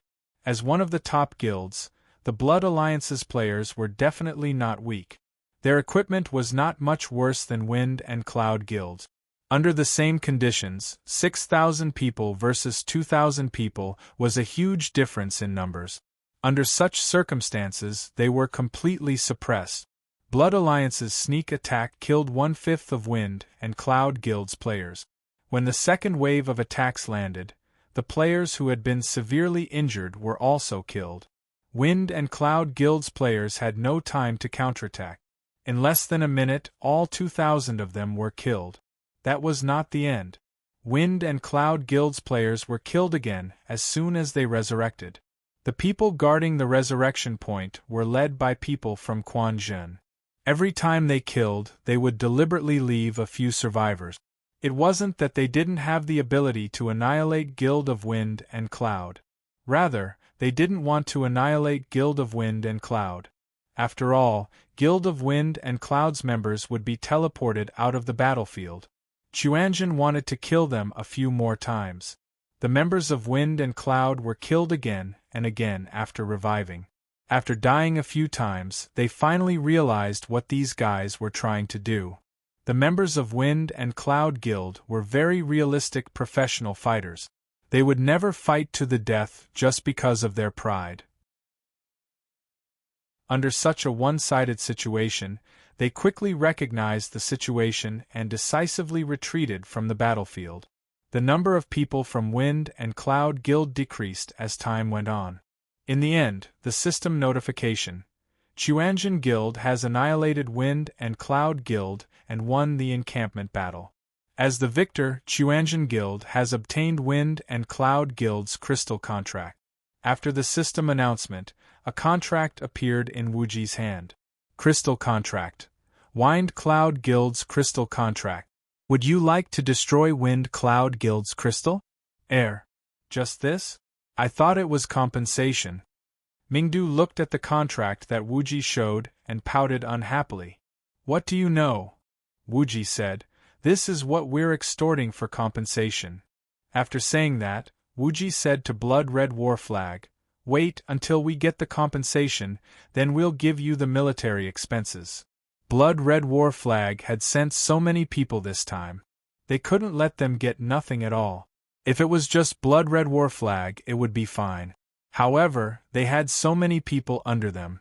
It wouldn't be right if they didn't give them some benefits. The people from Chuanzhen were always very loyal to their friends. Blood Red War Flag smiled. I trust Boss Wuji's character. There's no rush. Blood Red War Flag knew that Wuji had many methods of extortion. As the saying goes, wool comes from the sheep. Wind Cloud Guild was definitely going to bleed this time. After guarding the Chuanzhen base, Blood Red War Flag exchanged some pleasantries with Wuji before bringing their people back to Yuhuiqing. At this time, Lai Hu Warlord added Wuji as a friend. Our boss wants to talk to you. Okay. Wuji replied plainly. Then, he said to the people from Chuanzhen, is there anyone who wants money from me? I died a few times today. I have to train my level back up. My demon level has been reset to 0. My heart hurts. I want to be alone. Don't look at me. I'm just a kid. I'm a woman. Wuji was looking for people to be his bodyguards. These fellows from the Chuanzhen school would be able to get their share of the money in minute. As for the job of being a bodyguard, these people thought to themselves, I'm not a lackey. Whoever wants to do it can do it. Seeing the group of people using all kinds of reasons to pass the buck, Wuji was furious. His head was covered in a red bruise. In the end, Wang Yu was more honest. He said to Wuji, I'll go with you. Old cow, you're the most reliable at crucial times. Wuji grabbed Wang Yu's hands. He was so touched that tears welled up in his eyes. Wang Yu shook off Wuji's hands and said in disgust, with your abilities, I'm afraid they'll kill you. If they reveal the contract, we'll be beaten up for nothing. Wuji was speechless. The location of the negotiation was Yuhuiqing Tavern. Everyone was familiar with this place. It was a good place to negotiate. When Wang Yu and Wu Ji arrived at the tavern, the people from Wind and Cloud Guild were already there. Wind and Cloud Guild was losing money this time, so not many people came. There were only familiar faces like Lai Hu Warlord, Sudden Change of Wind and Cloud, and Shifu. The only stranger was a level 10 paladin. The paladin sat at the table. Lai Hu Warlord and the others stood behind the paladin. The scene was very well done. It looked like a triad negotiation. This paladin was none other than the boss of Xiaobing's workshop, Li Xiaobing. Wu Ji knew that she was the boss. He gestured for Wang Yu to sit down, then said to Lai Hu Warlord and the others, "Sit down. Don't care what you do in real life. Don't do that in the game. It's boring." War Venerate Lai Hua and the others glanced at Li Xiaobing. Li Xiaobing nodded and everyone sat down. Wu Ji asked again, "What would you like to drink?" No one said anything. Wu Ji pointed at Li Xiaobing and said to server C, "1 bottle for each of you." "I'll have 2. It's on you, brother." Attendant C was an intelligent C, so when he heard Wu Ji's words, he immediately ran towards Li Xiaobing. Li Xiaobing's face twitched. With a complicated expression, she took out a gold coin and handed it to the server. "You're tuning in to the Phoenix Knights YouTube channel. Don't forget to subscribe and join us on this journey to catch the most captivating stories.